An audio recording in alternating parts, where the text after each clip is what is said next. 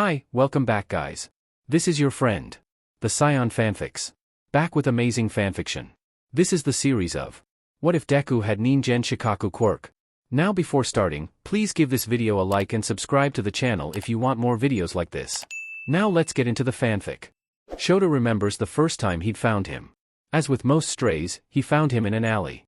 Like all alleys, it was dirty, and forgotten, and neglected. Abandoned. On that particular night, it was raining, and cold. He'd been lucky that most petty criminals had decided they'd rather deal in their activities when it wasn't absolutely terrible outside. It just meant Shota had been crouching out on rooftops for undeniably long stretches of time in a cold, miserable ball for most of his patrol.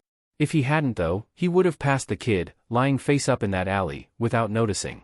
Jumping down, he carefully approached the kid, squatting beside the boy as one lone red eye looked up into the rain clouds. Like a spider lily. He was covered in bandages, worn and sodden. One even covered his other eye, the other side of his face. On his chubby cheek, a few freckles were smattered.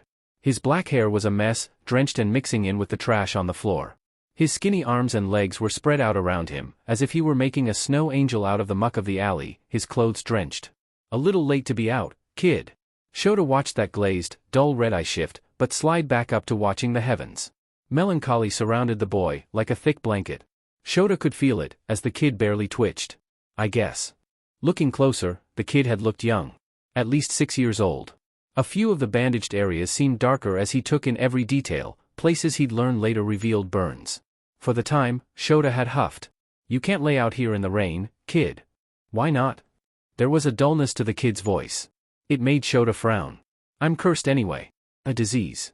You're not a disease. He carefully held out his hand, palm up. Come on.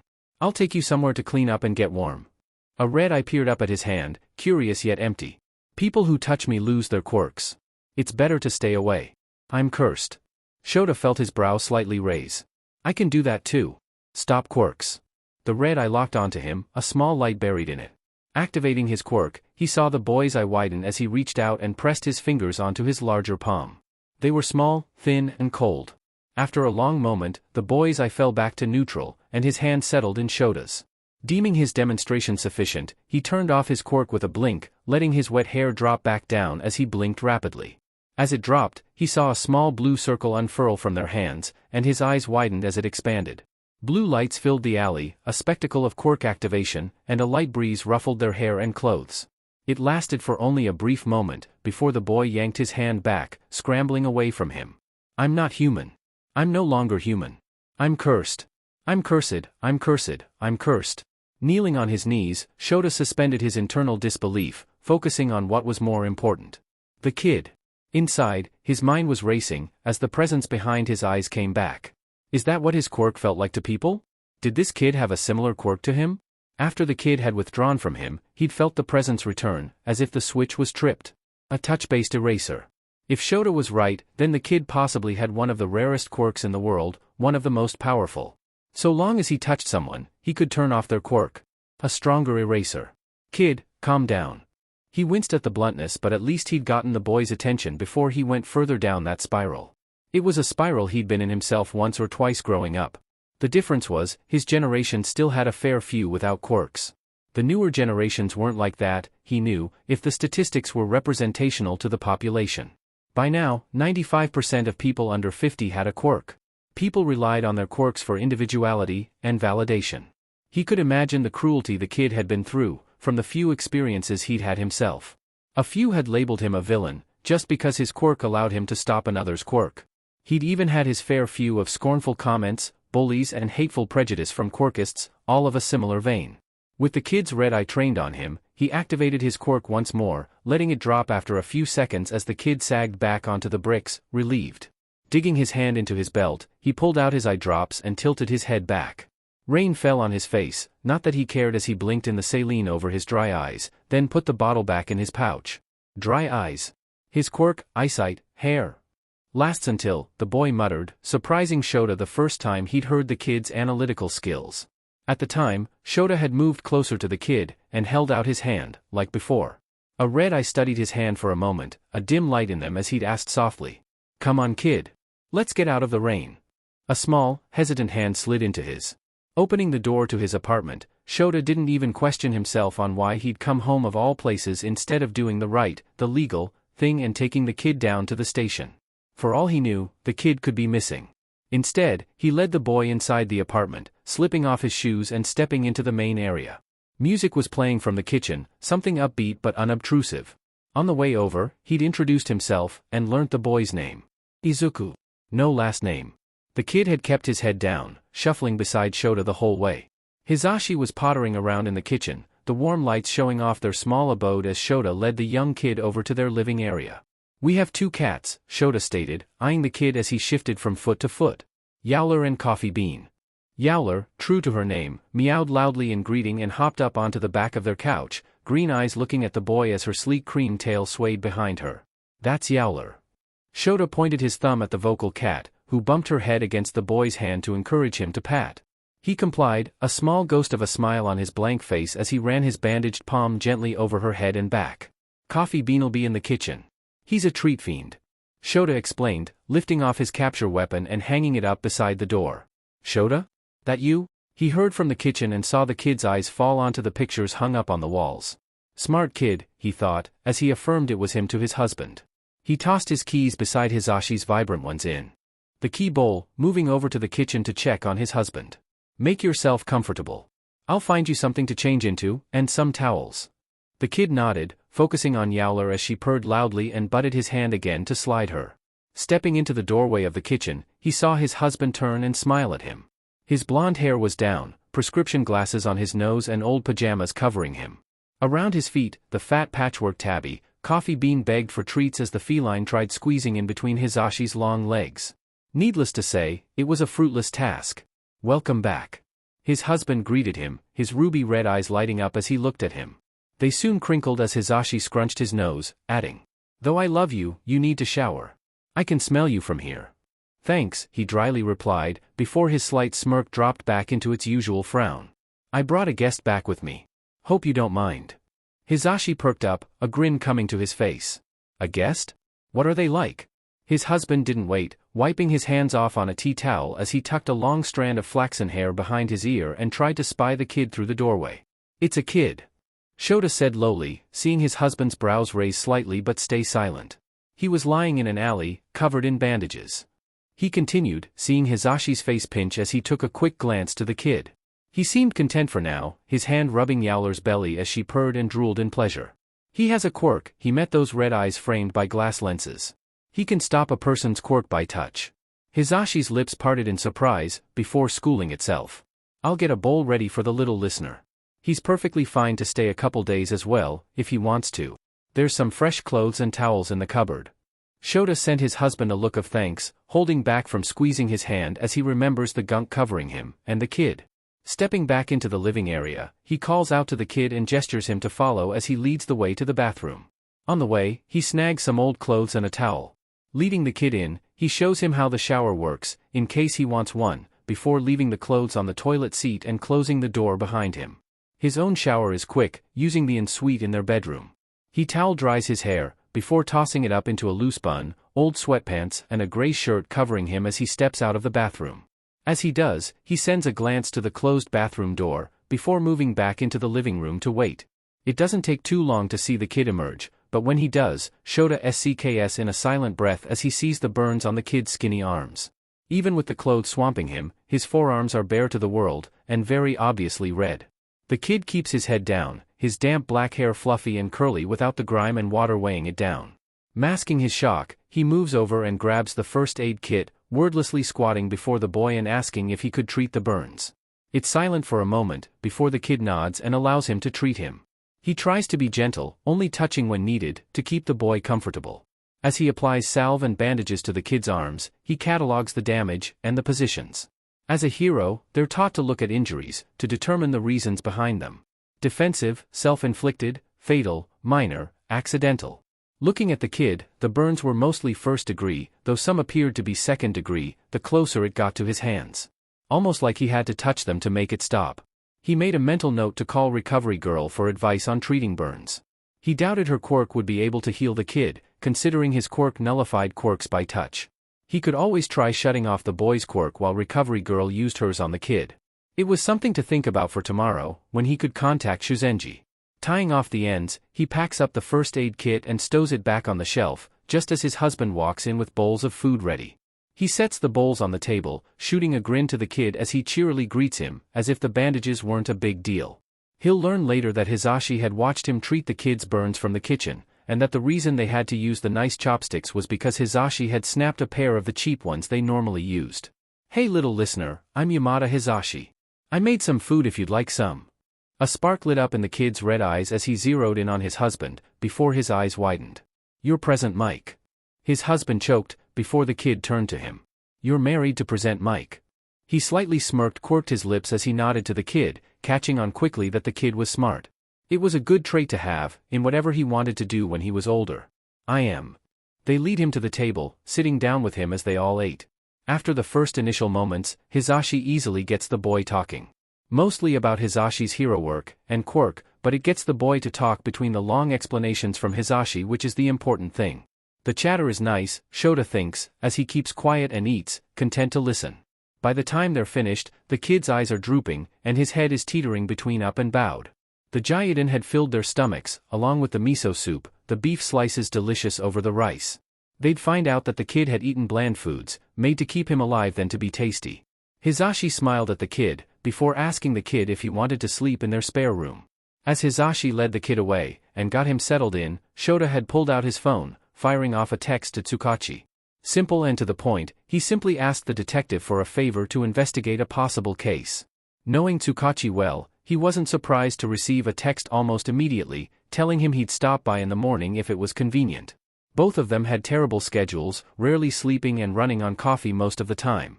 Confirming it was fine, internally mourning the sleep he would miss, he propped himself in the doorway of the guest room, watching Hisashi tuck the kid in as he promised to leave the light on. "If you need anything, don't be afraid to ask." The kid nodded before he was out like a light. He watched his husband stand and join him, a worried look in his red eyes as they carefully left the door open a crack and moved into their own room. They brushed their teeth, then got settled in together, their alarms set and costumes ready in the dresser. "What is it, Zashi?" His husband's mustache turned down with his lips, his brows furrowing in concern. "I asked if he had any parents we could call to tell them where he was, in case they were worrying about him not coming home. Mostly, I wanted a number for when we needed to track them down." It was only brief, but the little listener looked terrified at the thought of calling someone. "I was expecting an outburst of denial, or tears show, but he just went so blank. I texted Tsukachi." Shota assured the blonde, placing his hand over Hisashi's and squeezing. "We'll make sure the kid is safe." "I know Sho," his husband squeezed back, I saw those burns. They should hurt, a lot, and yet the kid only seemed mildly uncomfortable with them. It was, how many times has he had burns for that he can do that?" Staying silent, Shota sighs and intertwines their fingers. "We can't change the past, Zashi. We just have to make the future better." The furry belly of Coffee Bean is the thing that wakes him up at some unholy hour of the morning. He grumbles at the fat tabby always looking for food and deposits the heavy cat on the ground.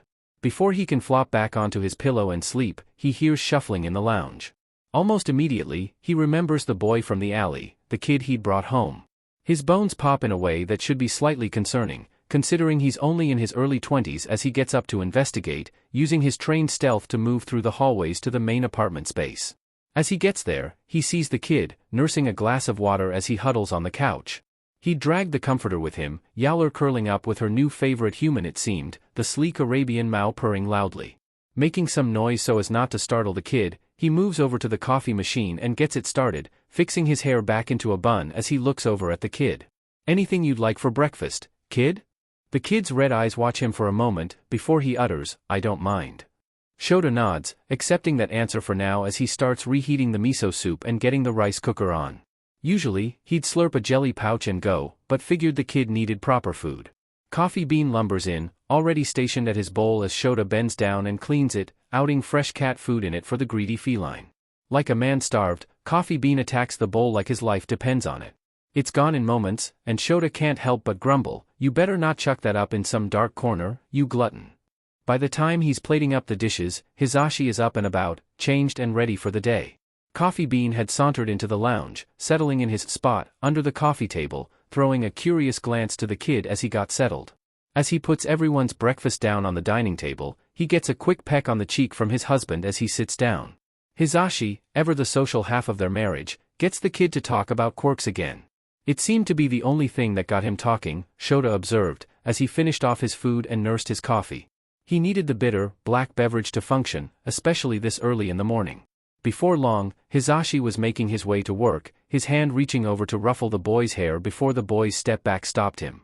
Instead, Hisashi turned the aborted action into finger guns, wishing the kid a good day as he gave one last kiss to Shota. When the door closed, he turned to the kid, who shifted from foot to foot again. "Come on kid," he nodded his head to the side as he picked up the folded clothes they'd washed and dried. "Let's get changed and then talk."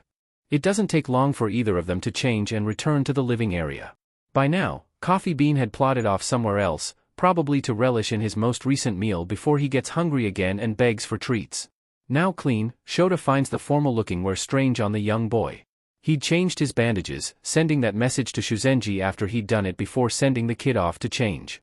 His coat and shirt are tailored to stop at the crook of his arm, showing off the bandages over his hands and forearms. His shoes were still muddy and beside his own boots at the door, but the rest of his attire were now clean. His slacks were black, with a matching waistcoat over his button-up and black tie. Normally, kids ran around in hero-themed shirts and shorts, with bright obnoxious trainers as they played heroes and villains. Not this oddly formal outfit. Unless it was for a wedding. But then, it would have been more formal, with a suit jacket and light colors. Tensei's younger brother had been dressed up for their wedding, but not like the kid. If he were honest, it screamed shady, like an old film noir mobster. Setting down a green tea before the kid, he made himself another abyss-colored coffee as he sat opposite the boy. His coat was folded neatly beside him, Yowler settled on top, his socked feet hovering over the wood flooring as he blew on the cup between his wrapped hands. Letting a content silence continue for a moment, he swallowed a mouthful of scalding coffee then set it on the coaster. "All right kid," he started, meeting the dim red eyes observing him. "To start, I should explain who I am." The kid's head tilted, before Shota leant forward on his elbows, hands settling under his chin. "I'm an underground hero. Name's Eraserhead." Recognition flickers in the boy's eyes, causing Shota to remember that this boy is smart. Most children weren't like this. They were smart, sure, but not observational. This kid, he'd seen him pick apart the room as he entered, reading Yowler's collar for information as he'd heard him quietly step around the room for a minute, then settle back in the exact same spot he'd been in to give Yowler attention. If Shota were anyone else, he wouldn't have picked up on it. However, he was a man who prided himself on his situational awareness. "I called a friend of mine over, he's a detective. We would like to discuss with you a few things, to do with your home life and your injuries." He watched the kid take a sip of the green tea, eyes staring at his flat black ones as the boy's freckled face remained blank. "You can choose not to answer some questions, if you'd rather not, but it would be best to answer them now to save you needing to answer more questions later." "That's okay, Aizawa-san." The kid replied politely, placing his green tea into his lap. One hand scratches Yowler under her chin. "I'll answer all of your questions to the best of my ability." It isn't long until there's a knock on the door, and Shota gets up to answer it. When he does, Tsukachi gives him a small smile, eyes equally as tired as his own as they exchange pleasantries. Shota isn't one for many pleasantries, so it's as pleasant as he can scrounge up. Tsukachi knows him well enough to know his lacking social skills, so it isn't a real surprise that they move on to introductions.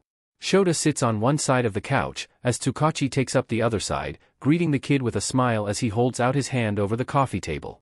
High Other holds the rim of his hat. "I'm Detective Tsukachi Naomasa." The boy eyes the hand, not reaching out to touch. "Nice to meet you, Detective-san. I'm Izuku." Not missing a beat, Tsukachi pulls his hand back and takes out his recorder from his inner BRST pocket, setting the metal device between them. "And you as well, Izuku-kun. Before we start this interview, I must inform you that my quirk, lie detector, will be active throughout our discussion. It allows me to tell whether what you are saying is the truth or a lie. It's a passive quirk, so unless I take suppressants, it is always active. Do you have any questions before we start, Izuku-kun?" That light comes back to the boy's red eyes, as he curiously inquires about Tsukachi's quirk. "How can you tell what is a lie and what is the truth? Is that through color association, a certain taste, a feeling? Does your quirk distinguish between half-truths? If so, which part can you determine is the truth? What if the individual believes something is true when it truly isn't? Such as, say, believing the sky is red when it is clearly blue." Tsukachi blinks in surprise, something which makes Shota smile faintly smirk as he sees Tsukachi recover from the onslaught of questions. I would have to say that it's more of a sixth sense, myself. I haven't truly thought deeply over it, I'm afraid. As for half-truths, I can usually feel something off in a statement. As for opposing perspectives of truth, I haven't come across an instance to date where someone's belief has opposed universal fact. Before the boy could ask more questions, Tsukachi wisely interrupted. Now Izuku-kun, do you have any questions concerning the interview? The kid shakes his head. All right then. Pressing the button, Tsukachi leans back into the couch, notepad open as he smoothly states. For the record, present at this interview are Detective Tsukachi Naomasa, Pro Hero Eraserhead and Izuku, no last name given. The time is 9:23 a.m. and the date is the November 21st 21XX. Now, Izuku-kun. I'll start off with some easy questions. How old are you? 6 years old. I'll be 7 in July. True. Naomasa writes it down in his notepad, while Shota observes. The boy looks perfectly at ease, except his dull red eyes. Behind the dullness, he can see a fear in them. As if she could sense it, Yowler butted her head under the kid's limp hand, encouraging more pats. What day is today? Tuesday. True. Tsukachi scribbles something else in his notepad, not that Shota can see as the kid takes a sip of his third cup of green tea. Considering that it was either coffee, green tea, or water as drinking options. Coffee was off the table for the 6-year-old, so that left him with a hot drink or cold drink. All right, Izuku-kun. What is your last name? After placing his green tea back in his lap, the 6-year-old answered with the poise of someone many years his senior. Akatani, legally. Tsukachi paused. True. My father is Akatani Hisashi. Otherwise known as the Dragon. True. The Dragon, a Yakuza executive of the Hafukukai. He had a strong fire quirk and was known to be a powerful villain. Due to the scales covering some of his face, it is speculated that he had a dragon mutation that linked to his fire-breathing quirk. Shota remembered the case easily, considering the recent attacks that the Hafukukai were claiming to be responsible for. Was your father the one who burned you? Shota asked, his half-lidded eyes falling onto the small boy. His red eyes remain on Tsukachi as he utters simply, yes. True. Tsukachi sent a look to him that he ignored, his ever-present poker face still in place as he resumed listening. Do you live with your father, Izuku-kun? I do now. I used to live with my mother. Before Tsukachi asks, the boy answers. Her name was Midoriya Izuku. He killed her last year. All true. I used to have green hair and eyes like my mother. Then I looked too much like her, so Hisashi had a quirk change it to this. He was even more upset when I didn't get pyrokinesis. All true. Could you explain the last part? My mother had a quirk that I called attraction of small objects. It allowed her to pull small objects towards her. Minor one-way telekinesis. I always thought it was more like gravity man manipulation. Changing an object's gravity to her hand. It was clear that the kid loved quirks, something that shone through in his explanation. As he paused to drink his green tea, he seemed to get back on track. Hisashi thought, by having a child with my mother, he would get a child with a quirk to manipulate fire. Instead, he got a cursed child. Whoever I touch, their quirk goes away. Shota closes his eyes for a moment as he gulps another mouthful of coffee. Quirks were the kid's passion, it was clear to see. Having a quirk that nullified other quirks, he could see how that could warp into a curse for the kid. He was glad Hisashi wasn't here for this, he thought, as he opened his eyes to watch the kid. For a 6-year-old, he had already been through too much. It was a miracle the kid wasn't broken yet. Didn't hate the world yet. Wasn't a villain yet, to get back at his own father. Wisely, Tsukachi chooses to move the interview along. Would you like the color changes reversed? No. The green reminds me of my mother too. True. The police think my father has a dragon mutation, don't they? Izuku-kun. He doesn't. His quirk is fire-breathing. He sticks on scales to cover his freckles and to throw the authorities off on a search for dragon mutations in the registry. True. Their base is in Mizudafu, on the southwest side. It's underground, mostly, but they have a building they own above ground. It's a company called Alcotech. It's a front to sell and buy illegally. They have a few connections in the police, as well. True. Shota scrutinizes the kid as he lifts his cup to his lips and notices the shaking. He's scared, but he's telling us anyway. Shota stands up and crouches in front of the kid, lightly covering the kid's hands with his own. With the bandages, he can tell that he still has his quirk, not that that matters as he gets the kid to meet his eyes. What you're doing is brave, kid. Unexpected, but brave. It's okay to be scared. You don't need to be strong all the time. You can take a break whenever you need. His eyes water, but the kid wipes his tears with a bandaged arm. I'm okay, AI Eraser-san. I want to keep going. Yowler yowls, shifting to flop next to the kid's slack-clad leg, her purring sounding like an engine. Privately, Shota theorized the feline had some minor voice quirk that amplified her voice. Evaluating the kid for a moment, he carefully pulls his hands away and moves back into his seat, trusting the kid's words for now. Tsukachi takes a sip of his coffee before the interview resumes. Do you know how many are in the Yakuza group, Izuku-kun? Not specifically, but I know there is at least 50. That I know of. Here, I have a list. From the pocket of his coat, he reveals a Ziploc bag, which has a finely folded piece of paper in it. Shaped like a lotus, he passes the origami flower over to Tsukachi, who carefully unfolds the flower and reads off some of the information. Shota catches his eyes widen, before he refolds the lotus and pulls out an evidence bag. Gingerly dropping it in there, he stows it out of sight as he thanks the boy. True. I think that is all the information we will need on the Hafuku Kai, Izuku-kun. Thank you. The kid's shoulders droop, his poise dropping as he peers into his green tea. But Shota knows the detective isn't done. I just need to ask a few more questions, if that's all right? Okay, Detective-san. What were you doing out in the rain last night? Red eyes continue looking into the green tea as he pauses, before his lips move. I ran away from the compound. How did you run away? I dumped ketamine in the guard's coffee. The doctor explained about it once, while he was treating me. I just remembered where he stored it, broke the lock, and grabbed some. After the guard was asleep, I took his wallet, snuck out through the entrance and took a train as far as I could pay for. True. Why were you lying in an alley? Shota asked, watching the kid faintly smile. He'd come back to think about the boy's resourcefulness. I wanted to feel the rain. It was nice. True. How long were you there for before I found you?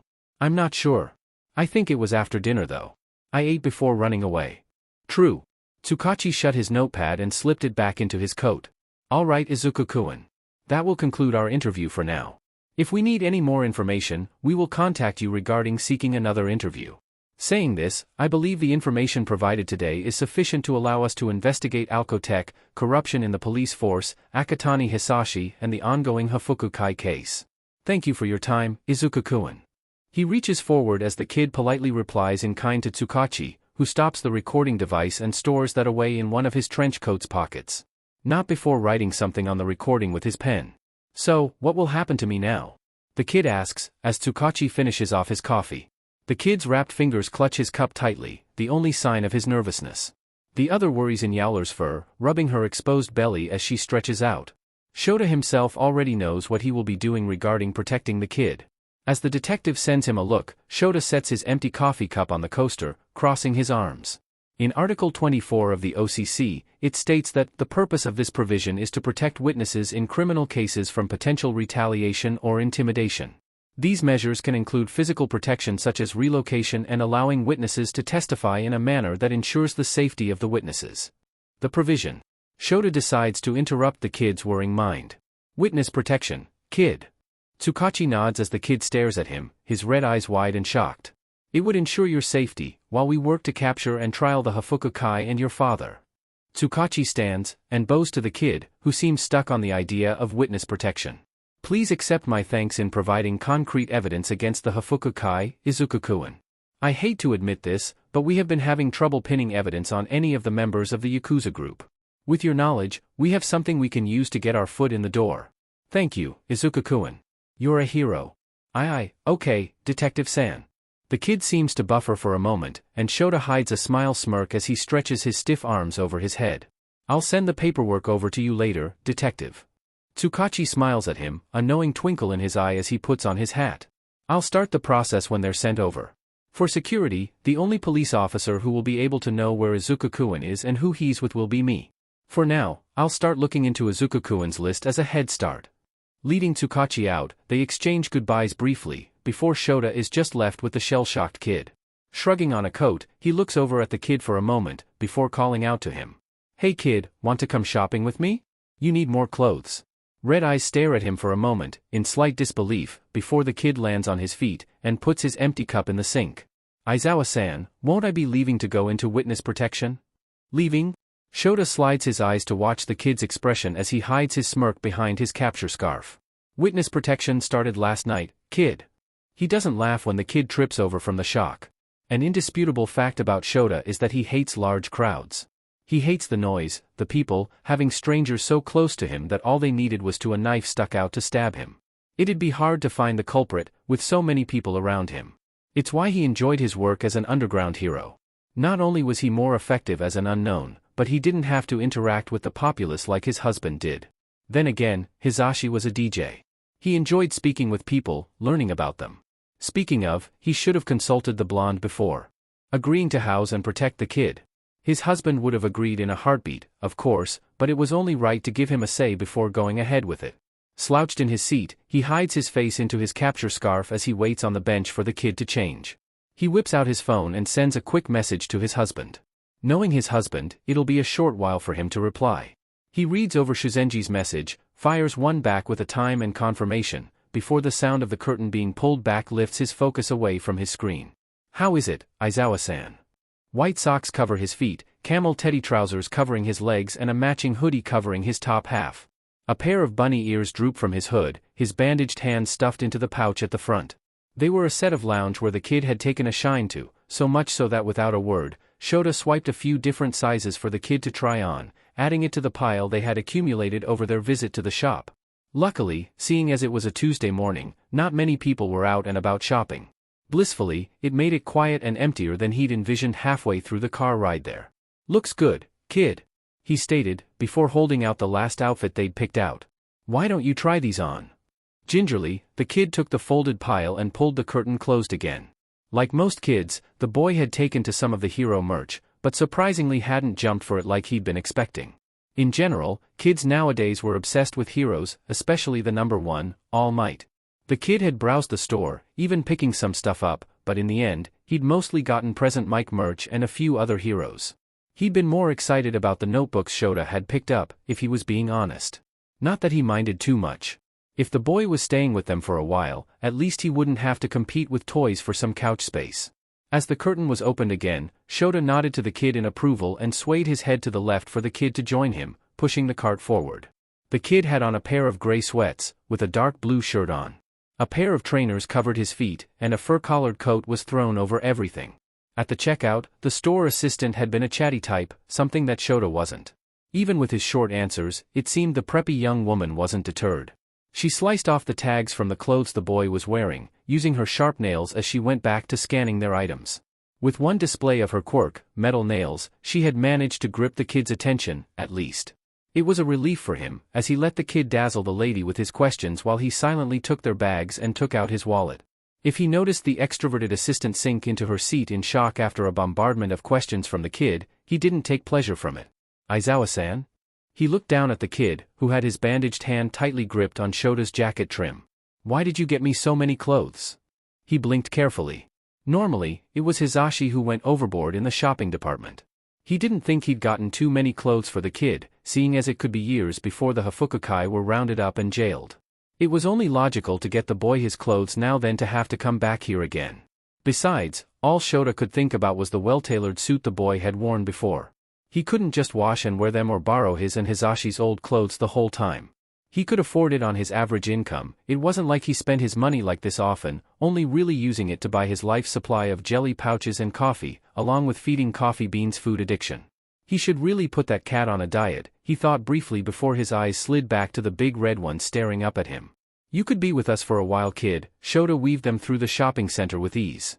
Usually, he'd be in and out, but the kid's short legs kept him from walking at his usual pace. The rest of their ride to the apartment is mostly silent, though Shota does feel the occasional glance fall onto him from the boy. They have put your hands up radio on in the background, Hisashi's exuberance filling the background noise as he drives. Usually, the car stays in the parking lot, since neither of them really need to use it. Really, Shota thinks, they should get rid of it. It's a comfortable silence, one Shota doesn't mind as he holds the door open for the kid, shuffling in with the bags. Come on, kid, let's get this into your room. Curiously, he sees the kid stare at him, as if in confusion, before he stutters into action, picking up some of the lighter bags Shota had left in his wake. Yowler was quick to join them, following the kid as Coffee Bean emerged from his and Hisashi's room. He drops the bags on the neatly made bed, hiding his inspection of the room as the kid dumps the bags as well. Want me to help, or do you want to do this on your own? I can do it, Aizawa-san. Thank you for the clothes and other items. His fluffy black head dips into a formal bow, one that Shota waves off. No need for that, kid. Stepping out of the boy's room, he pauses at the threshold, hand on the door handle. If you need something, come get me. The kid bobs his head, so Shota leaves him to it. Dropping over the sofa arm, he pulls out his phone and unlocks it. His half-lidded eyes catch the few messages he'd received and clicks on them to see his husband had agreed to house the kid, already planning a celebratory meal for the occasion. Coffee Bean plunks himself before him and meows his demanding meow, one that Shota knows to be a call for food. Forcing himself from the couch, he found the right paperwork, signing off what he needed to before sending it off to Tsukachi.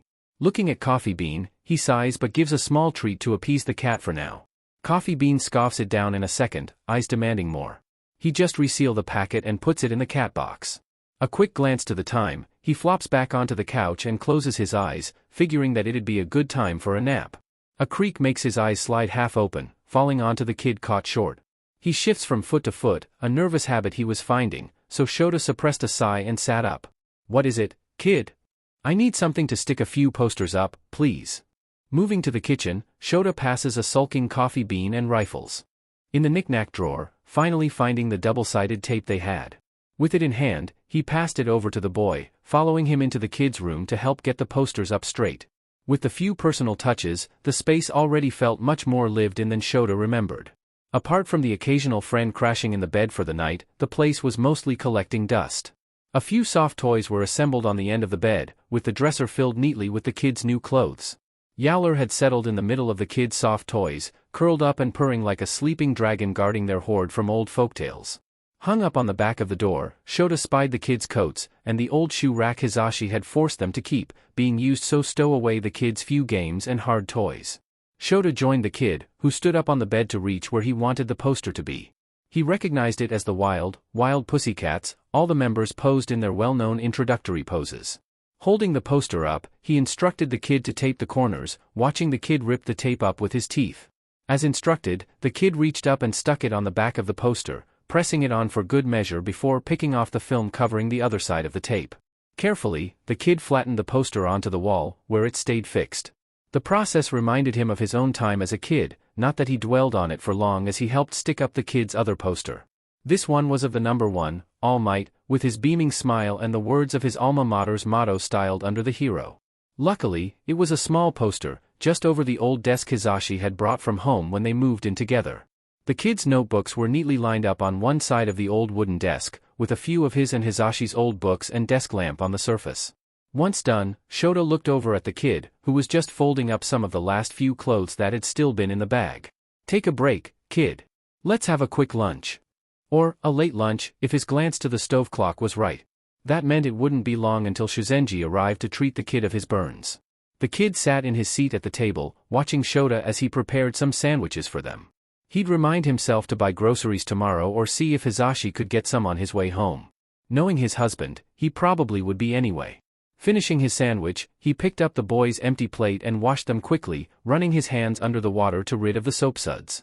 Seeing the kid remain seated in his chair, Shota turned to him as he dried his hands. Are you going to say what's on your mind, kid? His head turned to face Shota. There was a hesitance in his expression, conflict in his dim red eyes as his bandaged hands twisted in his lap. Aren't you afraid that I could stop your quirk forever? Shota leant back on the door. No, he voiced honestly, before crouching beside the kid's chair. Not because I don't think you can, but because I believe that you won't. There was a small spark in those large red eyes as Shota kept eye contact. He needed the kid to understand, to remember his words. Quirks do not define who we are. They are merely a tool we can use to our advantage. Like tools, we learn to master them as we grow up. No one has perfect control of their quirk without training or guidance, kid. You just have to work hard to control it. But how do I do that? The boy, Izuku replied, a slightly desperate edge to his voice as his face slightly pinched. It's a curse. Closing his eyes for a moment, Shota activated his quirk. His bun fell out as his hair lifted, the boy watching his display with veiled interest. He held his hand up to poke the kid in the forehead, the kid's eyes widening at the contact. After a few seconds, he pulled his finger back and closed his eyes, before meeting the kids once more. What did I just do? You used your quirk on me. Shota hummed. And what does it do?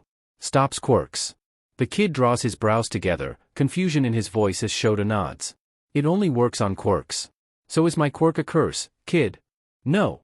The kid denies strongly, eyes wide in disbelief. It's really cool. perfect for getting the drop on people. It makes fights essentially quirkless, which is really effective against criminals because almost everyone uses their quirks to help fight against her. It looked like the kid was catching on, Shota thought with a hint of smugness in his smirk as he caught the kid trail off. Reaching up, he slowly pats the kid's head, surprising himself and the kid. He figured it had to do with owning and patting the cats too often that it felt so natural to do. A blue light expanded and stretched from their contact, and Shota didn't remove his hand from the kid's head even as he jerked in an aborted escape. It was an important moment, and he needed to prove a point. He needed the kid to start accepting his quirk, before he fell into a deeper hole than he was in now. So was that a quirk, or a curse? A quirk. Shota hums again, before pulling his hand back. It was a start, he thought, knowing the kid had a long way to go. After a few moments, he feels the presence of his quirk come back. An old teacher of mine is coming over to see about treating those burns. Shota notices the kid perk up, no doubt thinking on the possible quirks they could have had. I'll leave you to finish sorting your room, kid. If you need something, come get me. Standing up, he moves back into the lounge, not smiling as he hears the kid quietly utter, thank you. If he does, then no one needs to know.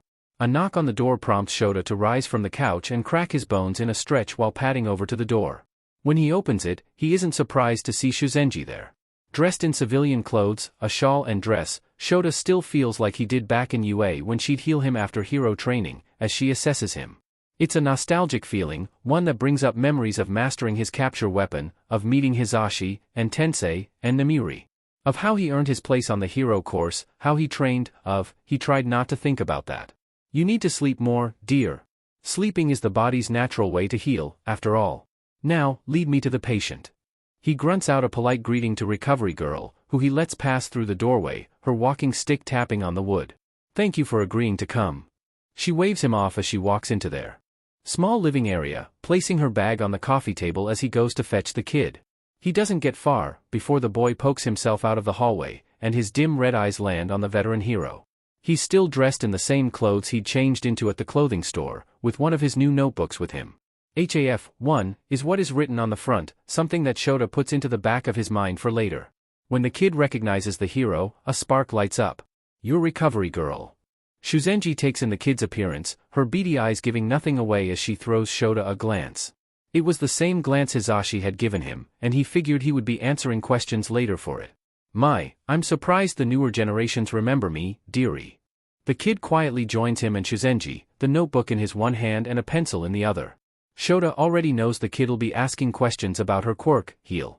So, he's not really surprised when the kid hops onto the couch and flips it open, pencil already scribbling characters down before pausing to look at the youthful heroine.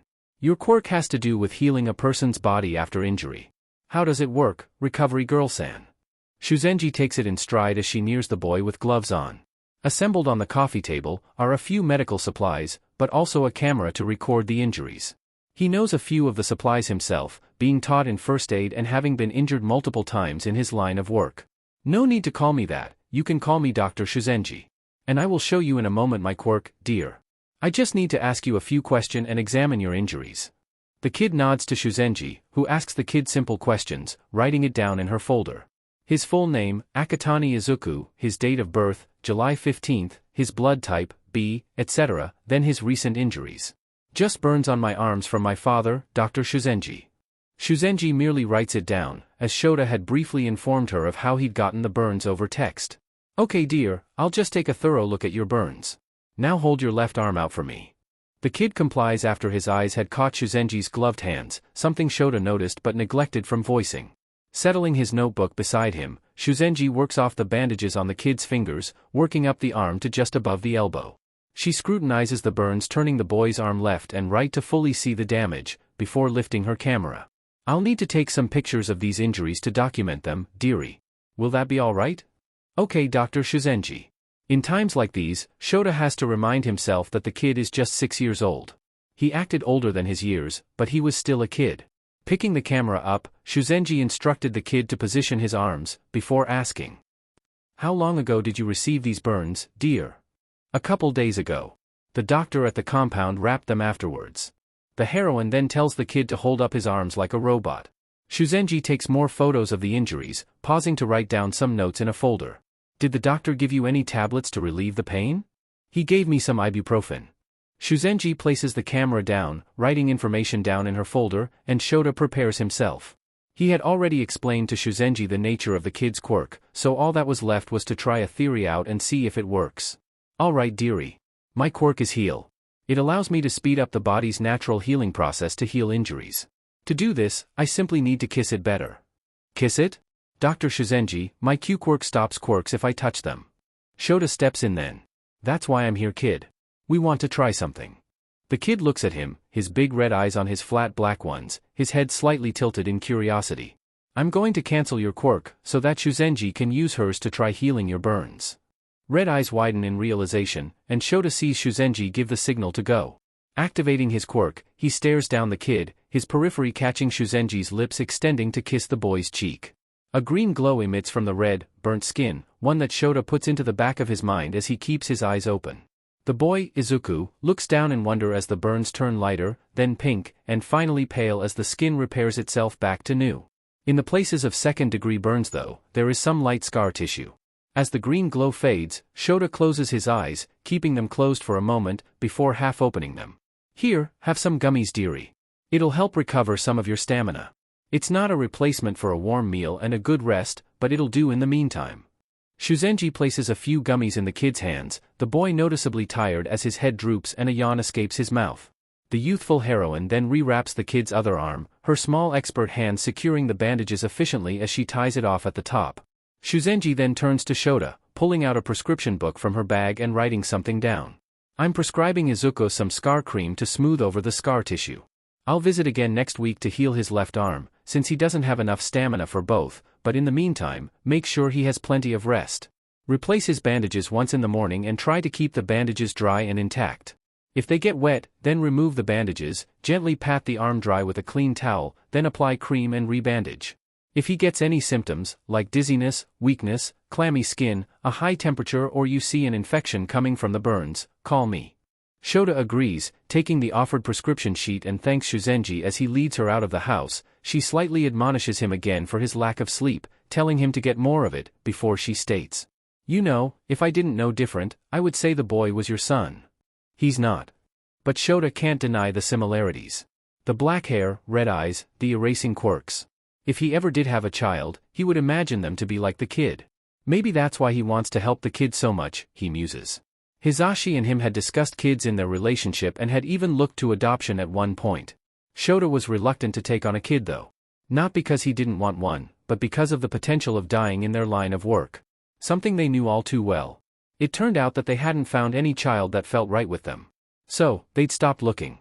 Hisashi had been upset for months after, not that Shota was any different. Before he says his goodbyes to Shuzenji, he sees her concern as she casts a look behind him. Those burns are serious burns, Shota. He may not look in pain, but he certainly should be. I'd give him some over-the-counter pain relief as well, to ease the pain he's in. At least I was able to heal the worse-off arm, which I believe is the one he must have used to reach in and stop the father's quirk. With the doctor gone, he's left with a sleepy kid nodding off while munching gummies. Shaking the kid's shoulder for a moment, he sees him blink and stare unfocused at him. Come on. You have to eat properly or else you'll choke.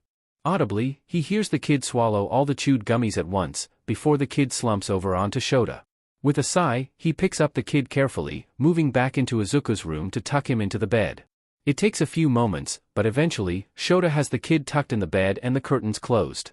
He leaves the desk lamp on, and the door open ajar before going back to drop off the kid's notebook. Setting it on the boy's desk, he pauses to gaze at the sleeping kid, taking in the kid's room with a mixture of emotions. He had to remember that Izuku was here for witness protection. He wasn't their son, even if it felt like it. He has to be prepared for when the kid wants to leave and live a normal, happy life. He'd help all he can to ensure the kid lives happily, and if the kid wants to stay, he'd happily accept him. Flopping onto the couch, he settles down for a long nap. He'd give the kid some paracetamol when the boy wakes up, but for now, he'd let Izuku rest. I'm home. Shota knows it's Hisashi as he wakes up. Opening his eyes, he watches from the couch as Hisashi comes in, dropping a kiss to his cheek before moving to dump his shopping bags on the kitchen counters. Coffee Bean makes himself known, as does Yowler, as their cats congregate in the kitchen for food. Getting up, Shota stretches himself out of the KNKS in his back, moving over to the kitchen to grab a jelly pouch. His husband, still dressed in his hero costume, sends him a look. No jelly pouches before dinner show. Shota slumps, not that he'd admit to it. As Hisashi finishes unpacking the bags, Shota moves over to begin putting them away, changing the subject to ask how his husband's day went in his own way.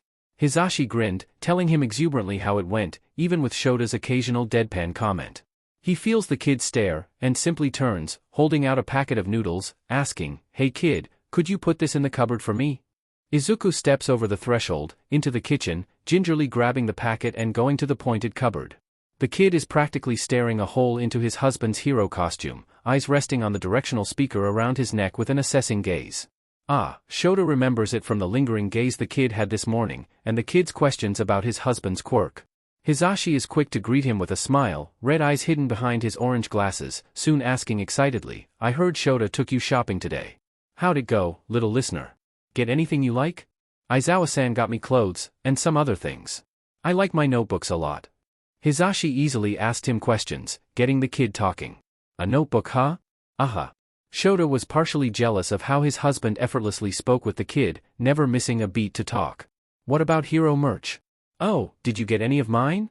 The kid grabbed some vegetables and put them in the crisper, Shota passing him some freezer foods as he moved to place his new supply of jelly pouches up in the rightmost cupboard. Their kitchen area was pretty small, given that their apartment was a 2-bedroom. They'd had it for a couple years now, but Shota had a feeling that they'd need to get a bigger place soon with Izuku living with them. "I did, Yamada-san. Aizawa-san bought me some Hage headphones." "Oh. Now we match." Shota glared at him, though it did nothing except save their eardrums from a quirk-active cheer. What makes him smirk is the sparkle in the kid's eyes from the action, something he files away in his mind. Of course, his husband completely ignores him, flashing a smile as he shuffles past him with a carton of juice in hand. Moving around, they finish unpacking everything, and Hisashi goes to change out of his hero costume. Shota feeds the felines, swiping a jelly pouch for his patrol as the kid watches him. Then, the kid's eyes scan the left-out ingredients Hisashi had organized in a pile on the counter, a thoughtful look in his eyes as he spots the chicken thighs on the stove top. It isn't long until Hisashi returns, now dressed in some lounge clothes and his hair down.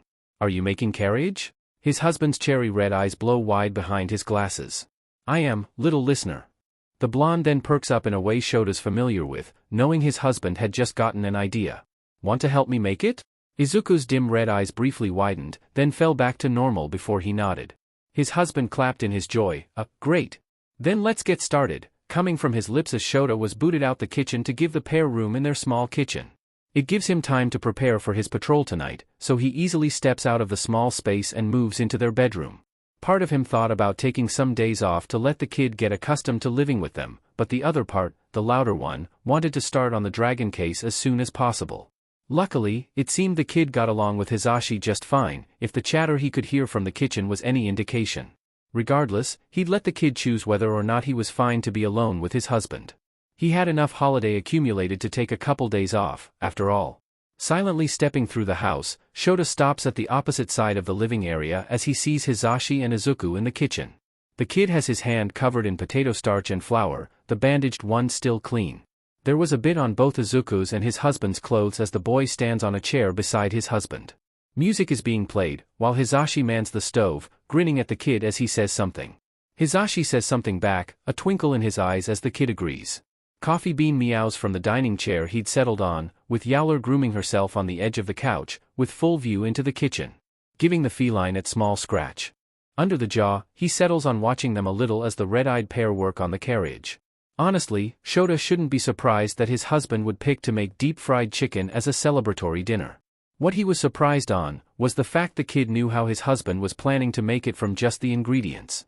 He'd leave it for now, and let the kid tell them at his own pace. It wasn't vital information, not to catching and locking up the Hafuku Kai, anyway. It didn't mean Shota wasn't curious. Red eyes find his and he pushes himself off the couch he was leaning on, moving forward as the kid hops off the chair. He silently pats the kid's head in thanks, moving the chair back under the table, while he gathered the plates and chopsticks. Hisashi hums and fishes out the crumbs with a sieve, then submerges a few floured chicken thighs in the oil. Some pop-rock song is being played, the guitar and bass beat making his husband sway in time as he twirled the sieve in his hand. Izuku reaches over the sink, just able to on his tiptoes, while Hisashi asks Shota if they still have the small cooling racks in the cupboard. They aren't hard to find, so he finds them easily and puts them beside their plates. They were a GG gift from Namuri to Hisashi one Christmas a few years ago, something his husband had kept but rarely used, since it was mostly just the two of them at home. He can see a few other dishes already laid out. A few side dishes, vegetables, and he could see the rice cooker was nearing the end of its timer. After the last thighs are cooked, they all sit down to eat. It's a comfortably quiet dinner, one where the kid's face looks distant, as if he's thinking of something far back in his young mind. Shota doesn't mind the quiet, which is interrupted by the occasional comment on the food or to pass over the spicy mayonnaise as they chow down. By the time Shota puts his chopsticks down, he's full and ready to go for his patrol. Before he does, he grabs some paracetamol and a glass of water, then he calls out to the sleepy 6-year-old and crouches beside him, like he had that afternoon. Hisashi was on dishwasher duty and had left the two in relative privacy in their small apartment. Izuku blinks at him slowly, tired but more awake than yesterday as Shota speaks to him. I have a patrol soon, but I have some paracetamol to help with the pain. Will you be alright with Hisashi here while I'm gone? You can say no, and I'll stay. The kid is silent for a moment, feet slightly swinging in an approximation of his usual fidgeting habit. After a moment, the kid blinks and looks at him in the eye, then takes the tablet from him and swallows it down with some of the water. For a moment, he watches him down a few more sips from the glass, then places it back on the table. I'll be fine with Yamada-san. You're a hero, Aizawa-san, and that means you save people, he looks down after, and Shota stays quiet while the kid bites his lip. Shota can tell the kid wants to say more but stopped himself. He'd tell him when he's ready, Shota thinks, as he pats the kid's knee, waiting for the kid to meet his black eyes. If you're sure, kid. If you need something, don't be afraid to ask Hisashi, as long as it isn't to do with insects. The quip gets the kid's lips to slightly lift at the corners. If you need me, you can call me. The number's on Hisashi's phone. Okay, Aizawa-san. Patting the kid's knee again, he stands and leaves the kid to move away from the dining table. He watches him disappear behind the corner, then turns to give a kiss and goodbye to his husband, also to tell him to give the kid another dose of paracetamol in 4 hours. On his way out, he grabs his house keys and dips his head in just to check on the kid again. Izuku is sat on the couch, his HAF-1 notebook open as he scribbles away in it. I'm off now, kid. His announcement gains the kid's attention with a snap, before he nods to Shota, a small, okay Aizawa-san. Shota swears he hears a quiet, stay safe, from the boy, but doesn't say anything on the matter lest he had imagined it. As the door closes behind him, he ducks his head down and moves through the hallway, mentally preparing himself for his shift as he assures himself the kid would be fine without him. If he wasn't, the kid was smart and resourceful enough on his own and could call him if needed. He doubted Hisashi would let anything happen to the boy, not if he could help it, anyway. With those reassurances in mind, he stepped into the elevator and pressed the ground floor button, the prescription slip tucked safely into his utility belt to pick up later. By the time Shota is unlocking the door to the apartment, he's ready to commit himself to his bed and sleep. Most of his week had been spent planning the raid of Alcotech and the Hafukukai. Since the moles in the police force were still being investigated and found, only Tsukachi and a handful of other heroes were present. Sir Night-Eye had led most of the meeting, having known more about the Yakuza's dealings and movements than most. As All Might's sidekick, he had seemed buried in investigations and information gathering from the underground. Shota had mostly been there to reiterate Izuku's information, having spoken with Tsukachi to agree on keeping the fact that a 6-year-old's suffering and escape were the reasons that they'd had a breakthrough in the case. Not only would they question the credibility of the information, but he also knew that they would drag the kid further into the investigation. The kid had been through enough as it was. Shota wanted to keep him as far away from the Hafukukai as he could, not put him on a pedestal like a sitting duck to be hurt by them again. The Yakuza group was famed for its retaliation, hence the name they went by. They would break a traitor's jaw by making them eat the curb, then skewer them through the chest. They'd then burn their fingerprints off and toss them into a river to be found by the police. The thought of a child, Shota closed his eyes. Sir Night-Eye hadn't been pleased but had let it go when they'd used the fact their whistleblower was in witness protection. It was a good thing the law ensured anonymity to individuals in the program. But it also made Shota think on the kid. When they caught his father and the rest of the Yakuza group, Shota knew the dragon's real name would be revealed. Not only did Izuku look identical to his father, but they also shared the same family name. Anyone who Izuku became acquainted with would piece together their connection quickly, and Shota knew what society was like to those related to villains, especially when considering the perception of quirks and them being inherently heroic or villainous to the general populace. They were just making some progress on the kid's perception of his own quirk. If others started impressing their narrow-minded views on the boy, Shota knew it'd set Izuku back to a darker place than before. Not only that, from what Tsukachi had dug up, the kid had never had his quirk registered. That meant that he had to arrange an appointment with a licensed quirk doctor to authenticate and register the kid's quirk. On the one hand, it meant that there was no record of an Akatani aside from the boy's father in the system, meaning one less hurdle to jump in hiding Izuku's identity away. On the other hand, it meant that the boy would have to register his quirk, as it was a mandatory requirement across the world. Once done, there was almost no way to separate the two's connection. After all, it wasn't like Izuku could fake his quirk. Especially as it was a rare and powerful quirk. As he opened the door, he felt his mind calm for a moment as he took in the sight. On the couch, Izuku had curled up beside Hisashi, both sound asleep as Yowler lay over the back of the couch. A few blankets were covering the pair, and the TV's blue glare shone down on them. There were a few snacks on the table, along with the kid's HAF, one notebook and All Might pen. It was a gaudy pen, with All Might's face on the clicking tip of it, the two tufts of hair stuck out either side and his smile big and white on the front. Coffee Bean was laid out by Hisashi's feet, his large patchwork form easy to see as Shota silently removed his capture scarf and shoes. His keys dropped into the key bowl as he quietly moved past the pair to change and shower. Not before dropping his coffee refill onto the kitchen counter, where he read the post-it note Hisashi had written to tell him he'd given Izuku another dose of paracetamol and changed his bandages. By Monday, the kid would be bandage-free.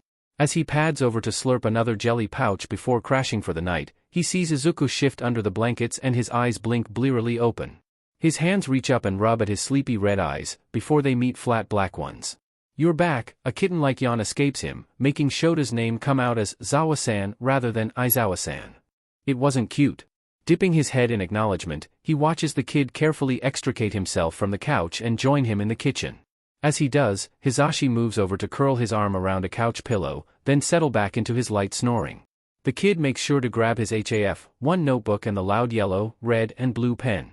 As Shota quietly opens the cupboard and snags a jelly pouch, the kid opens his notebook, scribbling in it for a few moments before his feet start shifting.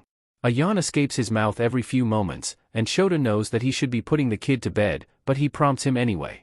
He could push back the exhaustion a little more, he was used to it. "What do you want to know, kid?" Dim red eyes seem to flare for a moment, as the kid carefully words himself. "Aizawa-san, may I ask you some things about your quirk? It's just, I really like it and also, I think, maybe, it could help me with my Q quirk." He thinks for a moment, weighing his words. Mostly, he was surprised it had taken the kid so long to ask him, but he had mostly been working and asleep while the kid had been with them. Mostly, the kid would ask him some questions as he sat to watch and analyze hero fights. Occasionally, Shota would explain some things to the kid, who would write it down in his notebook and ask about how they fought. Shoyuta was surprised the kid would question their quirks or actions, though he shouldn't be after hearing him pick apart quirks and strategize. It was refreshing to listen to a young mind question heroes, rather than be in awe of them, even if Shota suspected that the reasons for these questions came from bad circumstances. Regardless, if the kid decided to be a hero in the future, analysis would be a powerful tool he could use in outsmarting his opponent. Even if the kid chose another occupation, his analysis skills would still benefit him in the long run. Finally, he decides on letting the kid ask a few questions, as he picks up the scar cream and gestures the kid over to the dining table. "You can ask a few while I put this cream on the scars. After that, it's time to sleep." The kid nods, hopping into his seat and waiting for Shota to near while he rattles off a few questions. "Does your quirk work if you look in a mirror? What's the range of your quirk? How many people can you affect at once? Have you thought about a controlled mist to spray your eyes to make you stare longer? Why does your hair float? Do you have another quirk, like levitation?" Uncapping the cream, Shota starts applying it onto the kid's hand, not minding his quirk switching off as he works the cream between the kid's small fingers and over the palm and back of the hand. The kid's questions do get him thinking, though. "I haven't tried looking in a mirror. The range hasn't been tested, but it would be as far as I can see a target. No. Unsure on that one. No." He moves up from the wrist and up the forearm, massaging the cream in before capping the lid and picking the pot back up. Most of the scarring looked like it was there to stay, though the scar cream had brought most of it down to a faint pink that would fade into white with time. The kid yawns again, his bandaged hand rising to muffle it as Shota washes off the cream on his hands and puts the pot in the medicine cupboard.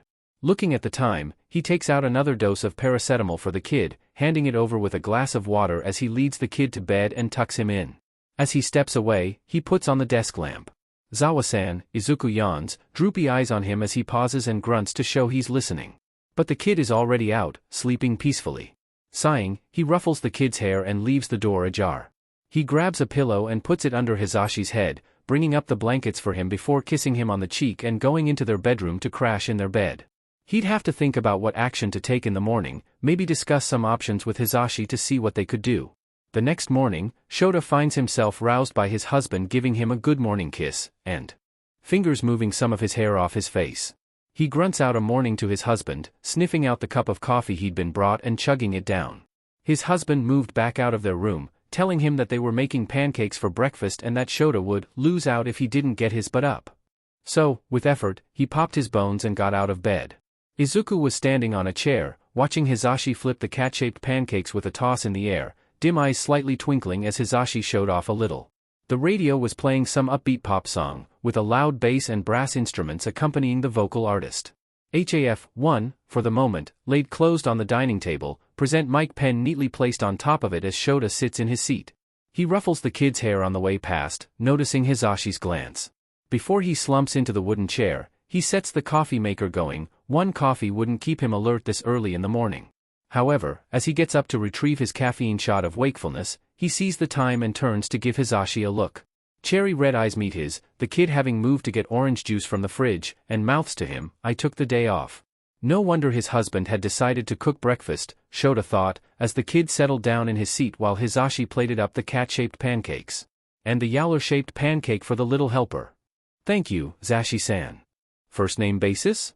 Aizawa felt a tinge of jealousy but quickly buried it. He was glad the kid was comfortable with his husband, and knew Hisashi was good with kids, and people in general. It was a good thing the kid felt comfortable with them here, for his stay with them. It had almost been a week since he'd first come to live with them, something that seemed strange to think about.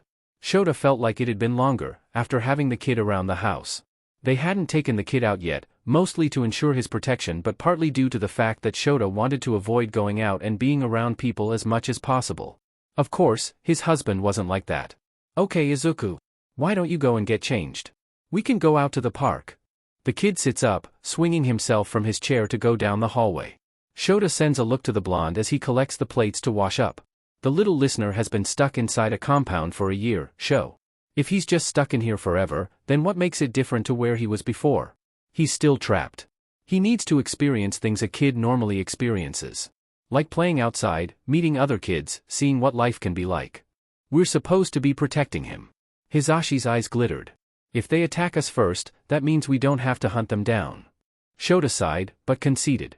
Just the local park. If anything suspicious happens, we're taking him back home. Hisashi gives him a peck on the cheek, before moving back into their room to change. Tying his hair into a bun, he moves out of the bedroom to see Hisashi wrapping a scarf around the kid's neck.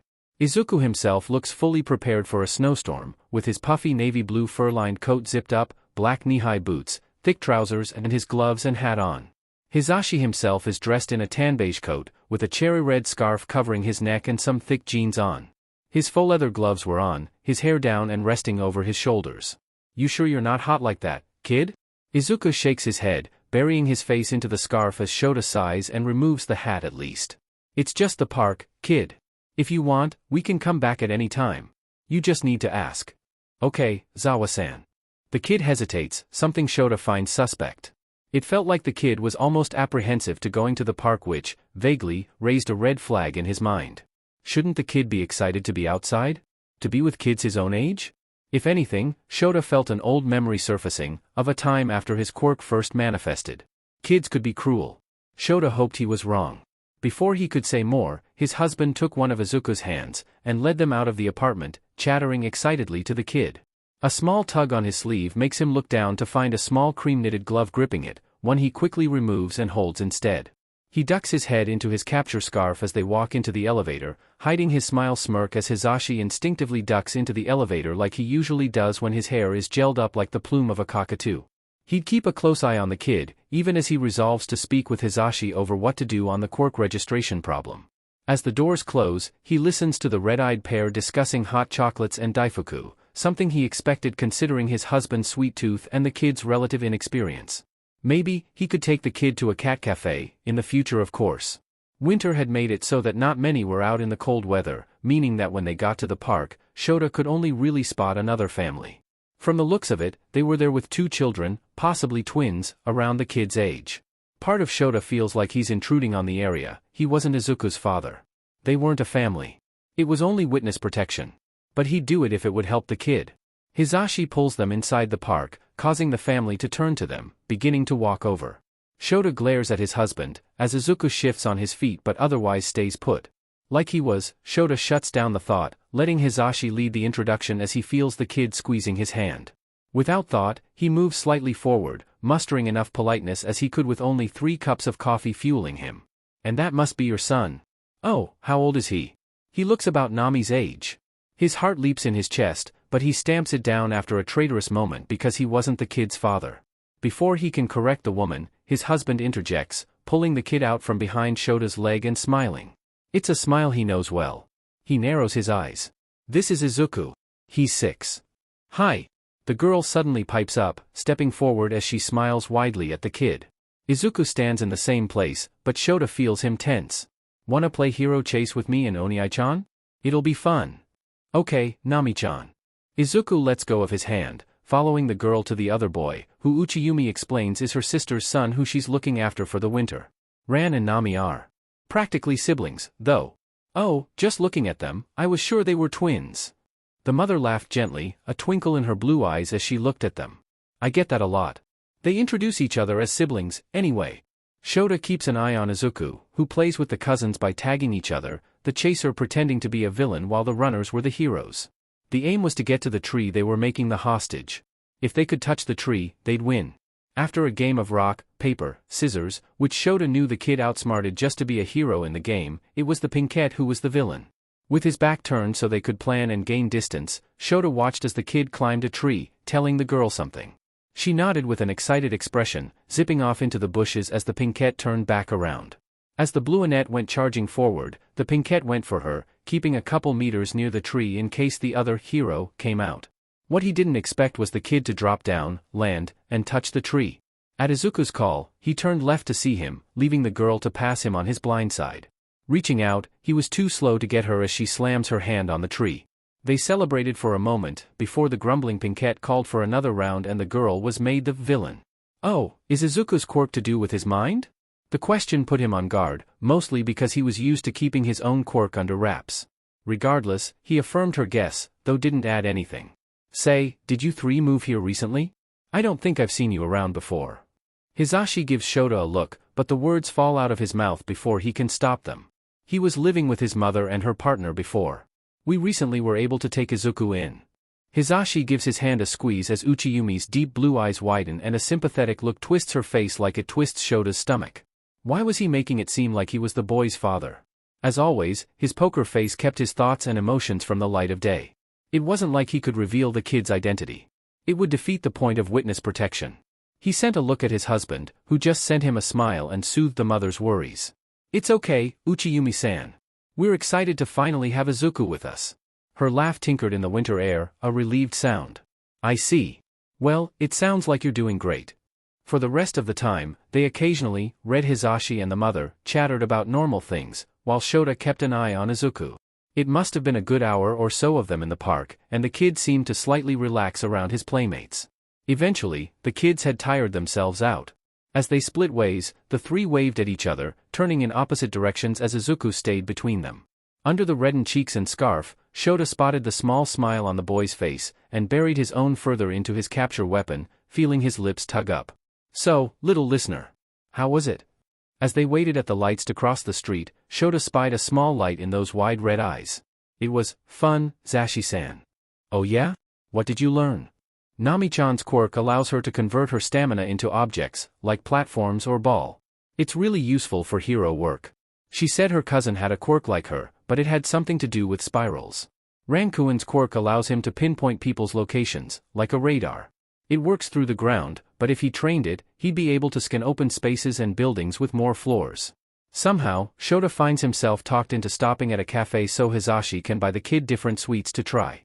While Hisashi orders a platter of different wagashi for him and the kid, he orders himself a black coffee with a triple shot of espresso and a tiramisu. The waitress, who Izuku had already quizzed on her quirk, swiftly moved back over to them with their large order. From what Shota had surmised, the college student had a quirk that linked with perfect balance. It passively allowed her perfect balance, but also allowed her to instinctively find the perfect balance of anything she could see or touch. As she placed down their orders, she also laid down an extra order of strawberry daifuku, winking at the kid as she said, "It's on the house. Enjoy your sweet cat iron." "Thank you, Kei-san. Here, little listener, eat this." The kid reached over and plucked up the stick of dango, hesitantly taking a bite. A few seconds later, his eyes widened in surprise, the spark flaring his eyes for a moment as he chewed the glazed dough ball. Hizashi grins and then nudges over the takoyaki, before pointing out the matcha mochi ball and the yokan slice. Each time, the kid's face would show for a moment his emotions. In the end, Shota nudged over his tiramisu, which the kid forked up a mouthful of, eyes widening as he took another bite. It was things like this that reminded him that the kid was still a kid, regardless of how he acted sometimes, or his experiences. He ducked his head into his scarf as the kid wolfed down the strawberry daifuku, something that made Hizashi promise to show the kid to make it home someday. Home. A call from the counter for their takeout drinks had Hizashi up, and Shota reached over with a napkin to wipe off some of the enko that was on his cheek. Halfway through the action, he realized what he was doing, froze for a moment, before wiping the rest off. "He isn't your kid," he had to repeat to himself, as he sat back in his seat. "You had some red bean paste on your face, kid." "Ah, thank you, Zawa-san. You can call me by my first name, if you want." The kid's eyes widen, before falling back down. "Okay, I will, Sho-san." His husband catches onto it, beaming as he sets the hot chocolate takeaway cup before the kid, tucking a takeaway bag under his arm with a twinkle in his eye. Shota knows well. He accepts his to-go coffee from the blonde, standing up from their seat as they move to go back home. Their waitress cheerily waves them all goodbye, telling the kid to stop by another time for more sweets, before moving to seat some more customers. The kid's hand holds his once more, as Hizashi stays on the other side of the kid on their walk back. If he notices that there's cinnamon in his coffee, he doesn't comment, and instead drinks his coffee through it as he sees the kid brighten for a moment as he savors his hot chocolate. Tucking the kid into his bed, Shota knows now is the time to speak with Hizashi about the kid. Since bringing the kid home, they hadn't had the proper conversation over housing or taking care of him yet. Bits and pieces had been shared, but the topic was long overdue. With the current issue of registering the kid's quirk, there came the issue of his identity. After all, Shota knew the kid would be instantaneously linked to his father once the news broke out on the dragon. So that left their only option, a new identity. Stepping out of the kid's room, he silently moved back into the kitchen to where Hizashi was humming as he cleared the countertop of crumbs. Yowler was sat watching the blonde, while Coffee Bean had stolen one side of the couch, basking in his recent meal. The kid needs to have his quirk registered. Hizashi looks at him for a moment from behind his glasses as he throws the crumbs and rag in the trash. The blonde sits down at the dining table, elbows resting on the wood while Shota settles in another seat. That would link him to his family. Shota sighs, knowing his husband is only prompting him. "I know, Zashi. But the only solution I can think of is changing the kid's name and appearance. And he's already had a lot of changes done to him." Hizashi finishes off, his mustache dipping as he frowns. Shota thinks of the picture he'd seen, of a bright smiling green-haired and green-eyed boy, being squeezed in a close hug by another greenette, both bursting with happiness. Midoriya Izuku. Tsukachi had dug up the report on the fire that had the mother, Midoriya Inko, die. How the boy was taken in by his father, taken out of school, slowly withdrawn from the outside world until it seemed he no longer existed. Then to the memory of a boy lying face up in an alley, covered in bandages, with dirty, black hair and a single dull red eye gazing up into the rain. Akatani Izuku. A boy so close to the edge that he'd reminded Shota of a spider lily when he'd looked into his eye. What would be left of the boy, Shota thought, if they changed more of him? He sighed again. Already, the kid would need therapy to overcome what he'd been through. Add on an identity crisis? Closing his eyes, he leaned back in his chair, into the wooden back. Why not change his family name to Aizawa? Shota looks sharply at his husband. What? You can see it, Sho. The blonde reasons, unfazed by his edged tone. To anyone who looks, you would look like father and son. Sho, you have the same quirk. This way, if anyone goes looking, they will have a harder time linking him to his past than just a random name. Hizashi flashes him a grin as he adds. I know the little listener would want that too. Just ask him. Shota had thought about it. Logically, it was the best option. This way, the kid's similarities to the dragon would be swept under the rug, and if anyone poked into the boy's past, it wouldn't raise any suspicions like adoption would. They could say that he lived with his mother and her partner. It had worked as cover to the mother in the park. It was almost too perfect for them. But changing his family name to Shota's? That would mean the kid would be staying with them on a permanent basis. There was no logical reason he wouldn't be able to care for his own son, after all. Would the kid want that? Shota had to remember that the kid was here for protection, not as a foster child or adopted child, but to keep Izuku safe for the time being. If he took advantage of his role as protector in this circumstance, would it really be the kid's choice? Shota closed his dry eyes once more. It wasn't like they had many options. Putting the kid in the system when already the Yakuza group had infiltrated the police force wasn't going to happen on his watch. He'd made a promise to the kid to protect him and he would. Handing the kid over to another hero would put the kid in a spotlight and land him in the same kind of danger living with them would cause. It wasn't logical to move the kid when the result was the same. His eyes connected with Hisashi's again. He's in witness protection, Zashi. We're not, his parents. Expecting that hurt look again, the one from months ago, Shota felt a frown tug at his lips as Hisashi gave him a knowing look. Just ask him what he wants, Shota. A hand squeezes his, cherry-red eyes soft and warm as they held his own. I know I wouldn't mind having the little helper here permanently. There's a twinkle in Hisashi's eyes as he adds, I know Namiri's excited to meet the little guy. Shota groans, imagining what their friend would do when if meeting the kid. The next day, Hisashi was working and the two of them were back in their usual routine. The kid was sat in front of the TV, one open and another hero pen in his hand, scribbling away. Yowler had laid out in front of the notebook, purring loudly as her tail occasionally swept over the kid's open pages. Outside, the weather was still cool as they began transitioning into December, Hisashi looking forward to taking the kid to a market, after finding out the kid had never been to one. Shota had simply sent him a look. Earlier, he'd made the kid some snacks, while he dozed on the couch and answered the kid's questions. In a rare lull of rapid scratching of graphite on paper, Shota knew he'd need to break the relaxed atmosphere they'd finally gotten in order to get ahead of the curve in their current problem. Kid, Izuku looked at him, dim red eyes curious. We need to talk about some things concerning the case. Catching the kid tense, he sighs as the calm air of their apartment goes tense. It's about what will need to happen to you, going forward. Tensed shoulders drop, but Shota can see the kid's red eyes searching his for more information, picking things apart to see the full picture. Is this about my father, Sho-san? Partly. He can't help the tug of his lips at hearing the kid call him that. It more about your connection to him, as it stands. That I'm his son. Dipping his head, Shota gestures for the kid to sit next to him as he makes him some room. He mutes the TV, turning to face the kid as he internally sighs. They needed to get ahead of the inevitable capture of the Hafuku Kai, ahead of the train wreck incoming for the kid.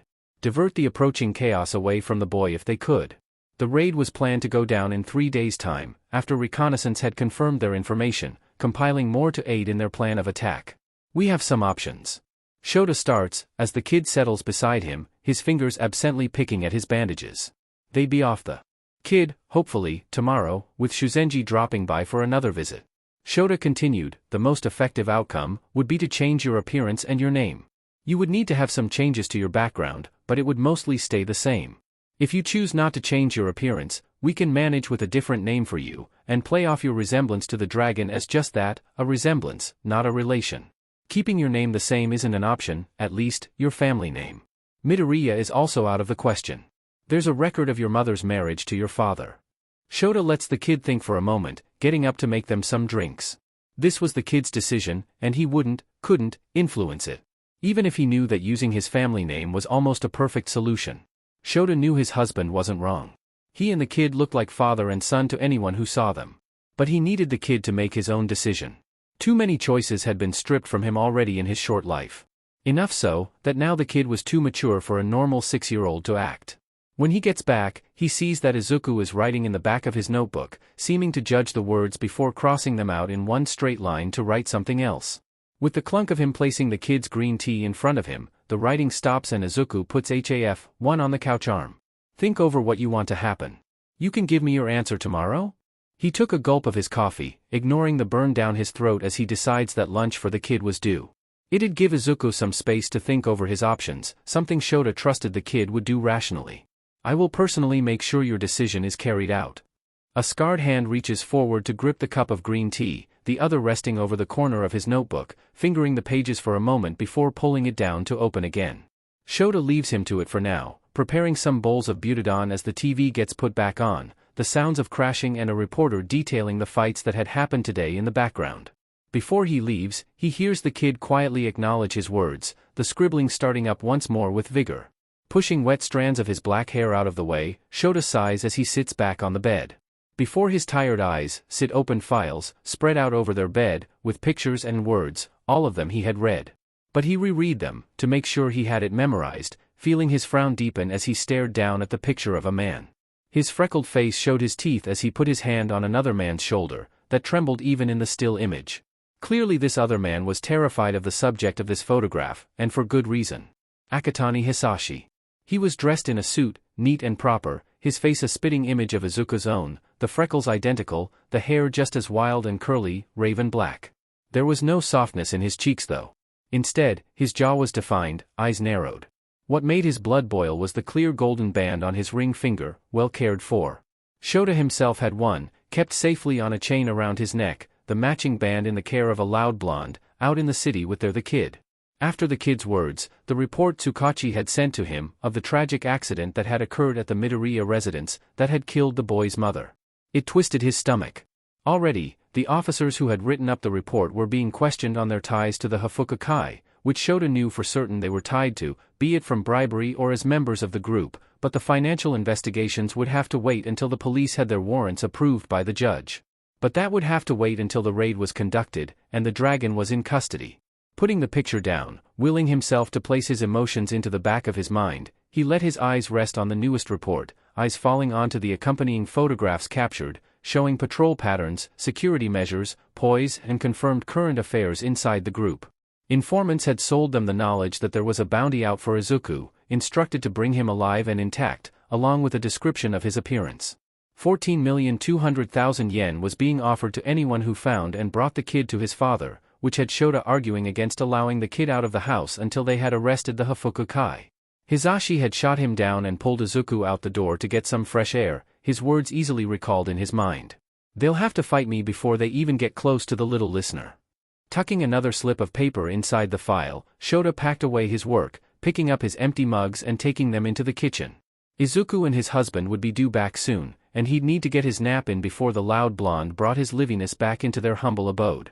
Flopping onto the couch, he allows the permanent exhaustion to sweep him into sleep, his thoughts quieting as he succumbs to unconsciousness. Zashi-san? Hisashi's heart swells with warmth at the nickname, feeling it bleed easily into his expression as Izuku looks up at him. Although those red eyes of his, so similar to his own, are dim, there's a calmness to them that Hisashi notices more and more every time he looks into them. Sometimes, the dimness lightens, bringing out more of the child the boy was before what he'd been through had changed him. Of course, Hisashi knew he would never be the same, not after Obear, but they were making some positive progress with Izuku. What do you need, my little helper? A covered hand fingers over the corner of his HAF-1 notebook, before opening it up and holding it hesitantly out for Hisashi to look into. The blonde feels how important this moment is to not, under any circumstances, mess up as the young boy trusts him with his notebook. His notebook, which he kept with him constantly, as if a lapse in vigilance would make the book disappear. Carefully taking the notebook into his hands, he drops his eyes to the double-page spread before him, feeling his heart thud in his chest as he read over the childish writing, analyzing his husband and how to approach him to ask. Could you help me ask Sho-san to be my dad, Zashi-san? Every fiber in his being wants to sweep Izuku up and spin him around in joy, screaming into the air to anyone that could hear that yes. Yes, yes, yes. He wants to storm home right now too. Tell Shota that his considerations are sweet and Shota-like, but this was their kid alright, and if anyone wanted to take him away, prepare for a throwdown. He manages to hold himself back to a wide cheek-splitting grin, exclaiming, I sure will, Izuku. Come hop up on the bench, my lil' champ. Izuku sits himself as close to Hisashi as the boy's fear will allow, his gloved hand pointing to some lines he'd thought of to appeal to Shota, ones that Hisashi indulged because there was no conceivable way his husband would say no to having Izuku as his kid. Any doubts that Shota would come up with, Hisashi vowed to fight, knowing that having Izuku be with them, would not only help the kid, help Shota, it would be right. There was this feeling of completeness that Hisashi couldn't shake when the three of them were around the table, eating home-cooked food. How normal it felt to have thoughts of where to take Izuku on their next day off together, to showing pictures of his son to his work colleagues when they showed their own family photos. It was as if a missing link had clicked into place, one he hadn't felt had been missing in the first place. How about this and this? Izuku read where he'd pointed, before a small tilt of his lips smiled at him. No, Zashi-san. I'm not wearing cat ears. Grinning, Hisashi pushes back up his slipping glasses, tucking a flyaway blonde tuft of hair behind his ear as he exaggeratedly stroked his mustache. Then let's put them on Yowler. Shaking his fluffy head of hair, Izuku's eyes lightened in amusement, before he pointed back to the page. Hisashi counts it as a win as he gets serious for Izuku, their drinks beside them, keeping the cool November breeze at bay.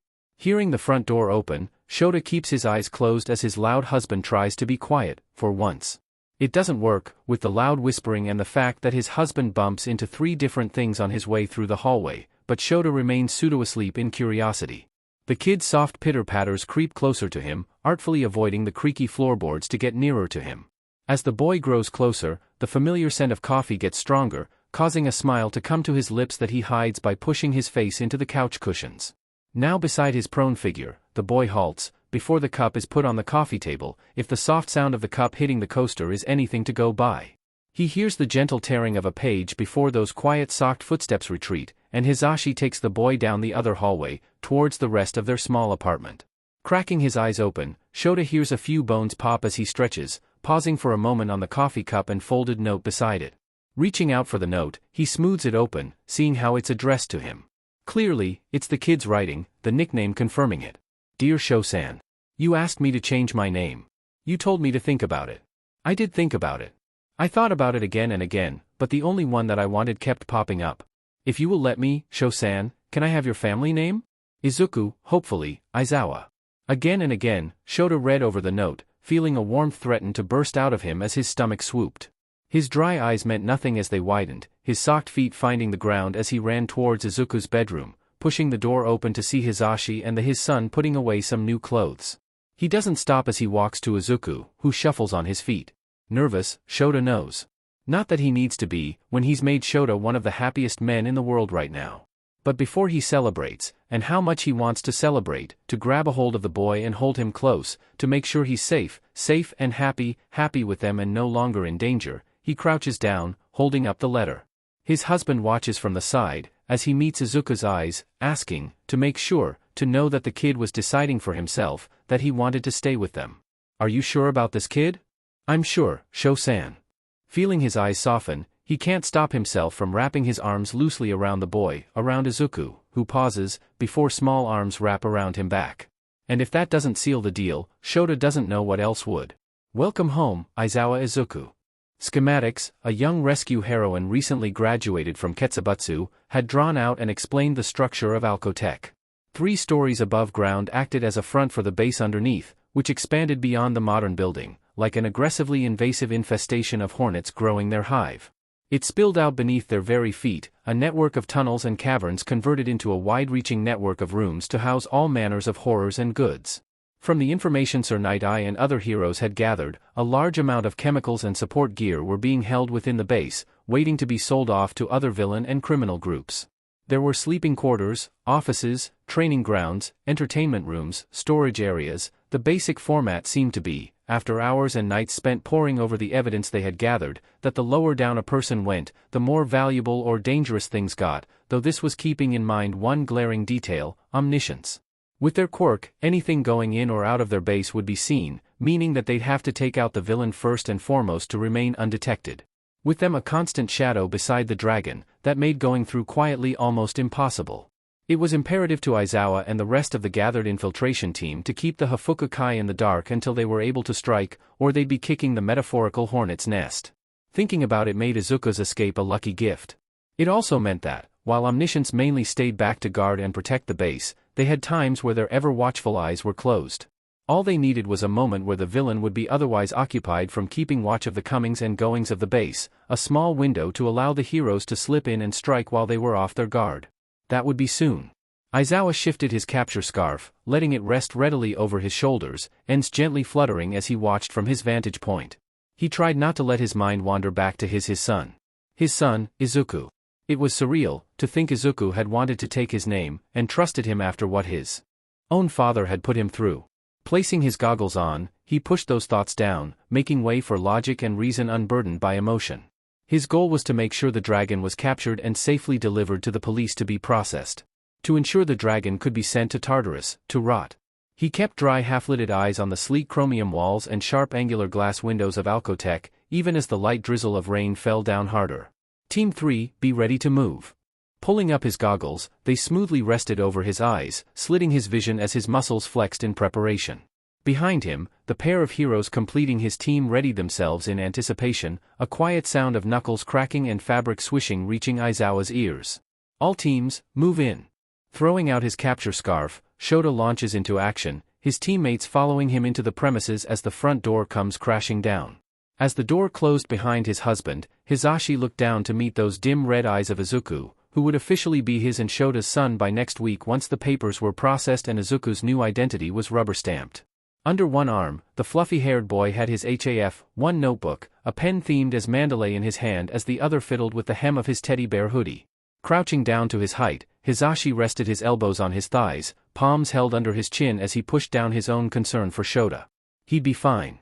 He was just more concerned about what would be left of the dragon once his cat-loving insomniac of a husband was through with him. And how much Hisashi could do to the monster before he was at risk of losing his license. Moreover, seeing Izuku's worry over Shota was worse. So, Izuku, how would you like to try popcorn? Tilting his head in a way he found cute, Hisashi watched his adorable mini Aizawa think for a moment. Okay, Zashi-san. Smiling easily in excitement, his hands clapped together before leading the kid into the kitchen, where Coffee Bean had decided to lay himself out across the entryway. Marching over the large cat, he led Izuku over to the counters. Great. It's really easy to make, and really tasty. One bandaged and one slightly scarred hand carefully places down the notebook and pen on the dining room table as they pass it into the kitchen proper. Getting a pot, Hisashi searches the cupboards for the popcorn kernels, asking Izuku to gather the salt and sugar to flavor their popcorn with. Aha! Unearthing the bag from the depths of the cupboard, he quickly checks it over, before getting everything set up. Izuku stands on a chair beside him as he puts the oil in the pot, to make sure the kernels don't stick to the bottom, then pours in a generous amount of kernels and shuts the lid on. Watching Izuku, he sees the moment he hears the popping sounds, his red eyes brightening in curiosity as he removes the pot from the heat and reveals what's inside. Tada! Here's our popcorn. Quickly pouring the batch out in the biggest bowl they had in the kitchen, he flavors it for Izuku, shaking it encouragingly for him to taste. Try it, Izuku. Hesitantly, Izuku plucks a single fluffy popped kernel off of the mountain, popping it in his mouth.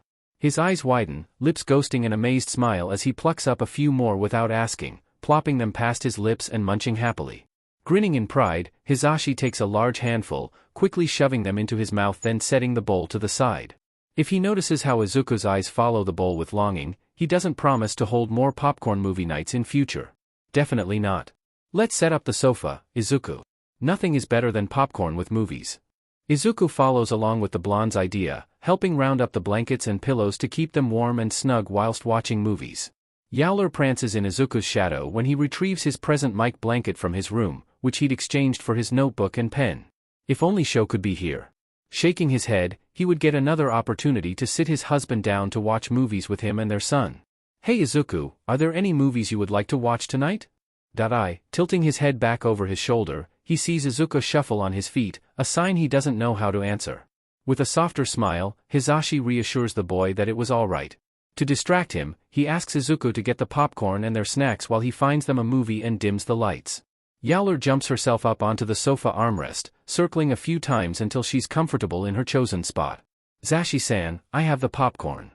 Looking over the rim of his glasses, he spies the blurry image of Izuku, holding in his hands a giant bowl of freshly made popcorn for them both.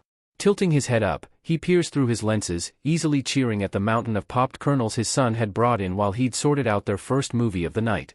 If he notices how the popcorn mountain had slightly shrunk during the absence of his watch over it, he merely turns a blind eye to it. Even though he wanted to be out there with his husband, out there, bringing in the man who had harmed their kid, he instead had the best job in the world tonight. Showing his kid the beautiful world of Wisney. Wisney movies were a comfort to Hisashi, a comfort he hoped to share with Izuku. Yeah! Fist bumping the air, the blonde is quick to hop up and move himself to the final task of dimming the lights.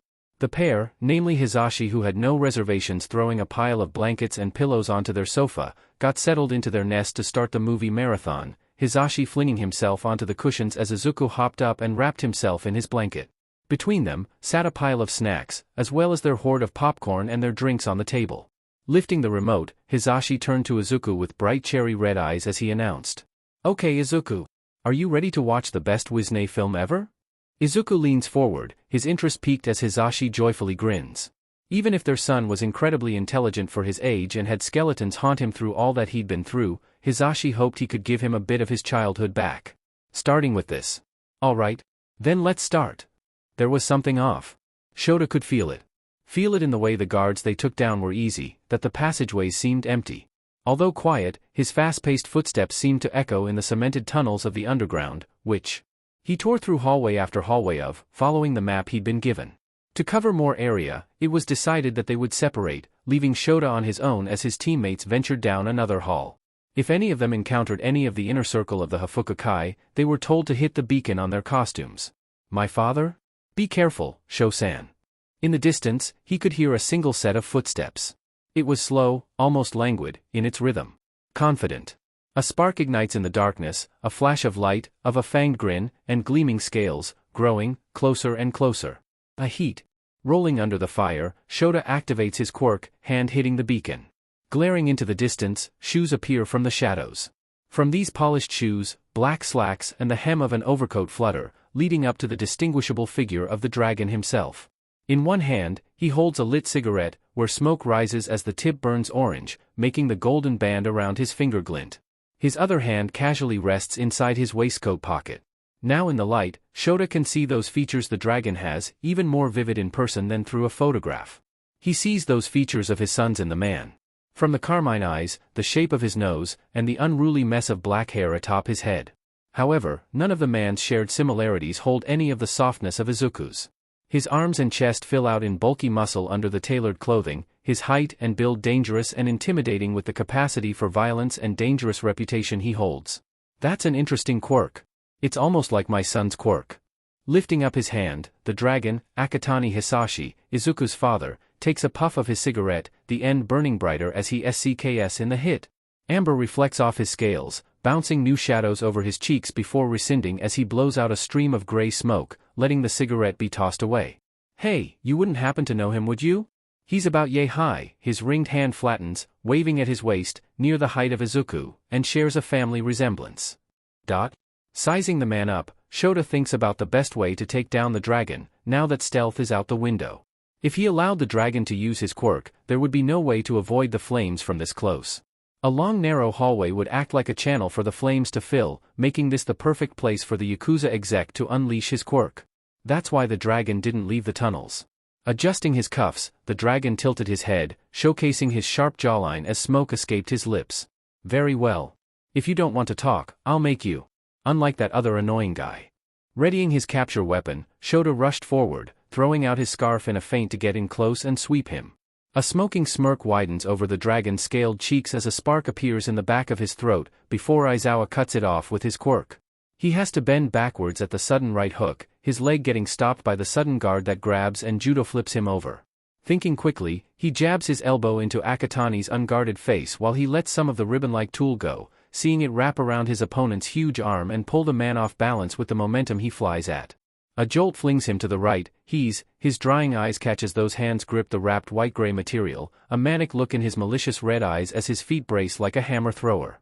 Crash! Brushing his hand calmly through that fluffy head of hair, Hisashi stifles his yawn behind his hand. A few wayward pieces of popcorn and candy wrappers littered around the pair, though most had been piled into the now empty popcorn bowl on the coffee table.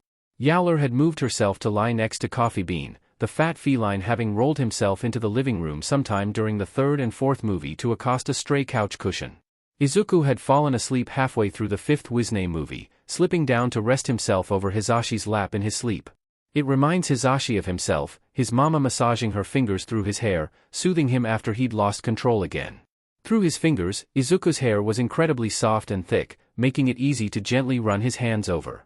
From the way his son seemed to nudge himself into the gentle ruffles, like a cat, he continued to comfort the sleeping boy. It seemed to ease some of the troubles inside his mind, or, Hisashi liked to think so. It was a moment he wanted to last for longer, but having the weight of a 6-year-old over his legs for a long PRD of time was starting to make his legs fall asleep. Carefully, he moved his long arms under Izuku's knees and back, shimmying the blanketed bundle closer as he wiggled himself to perch on the couch.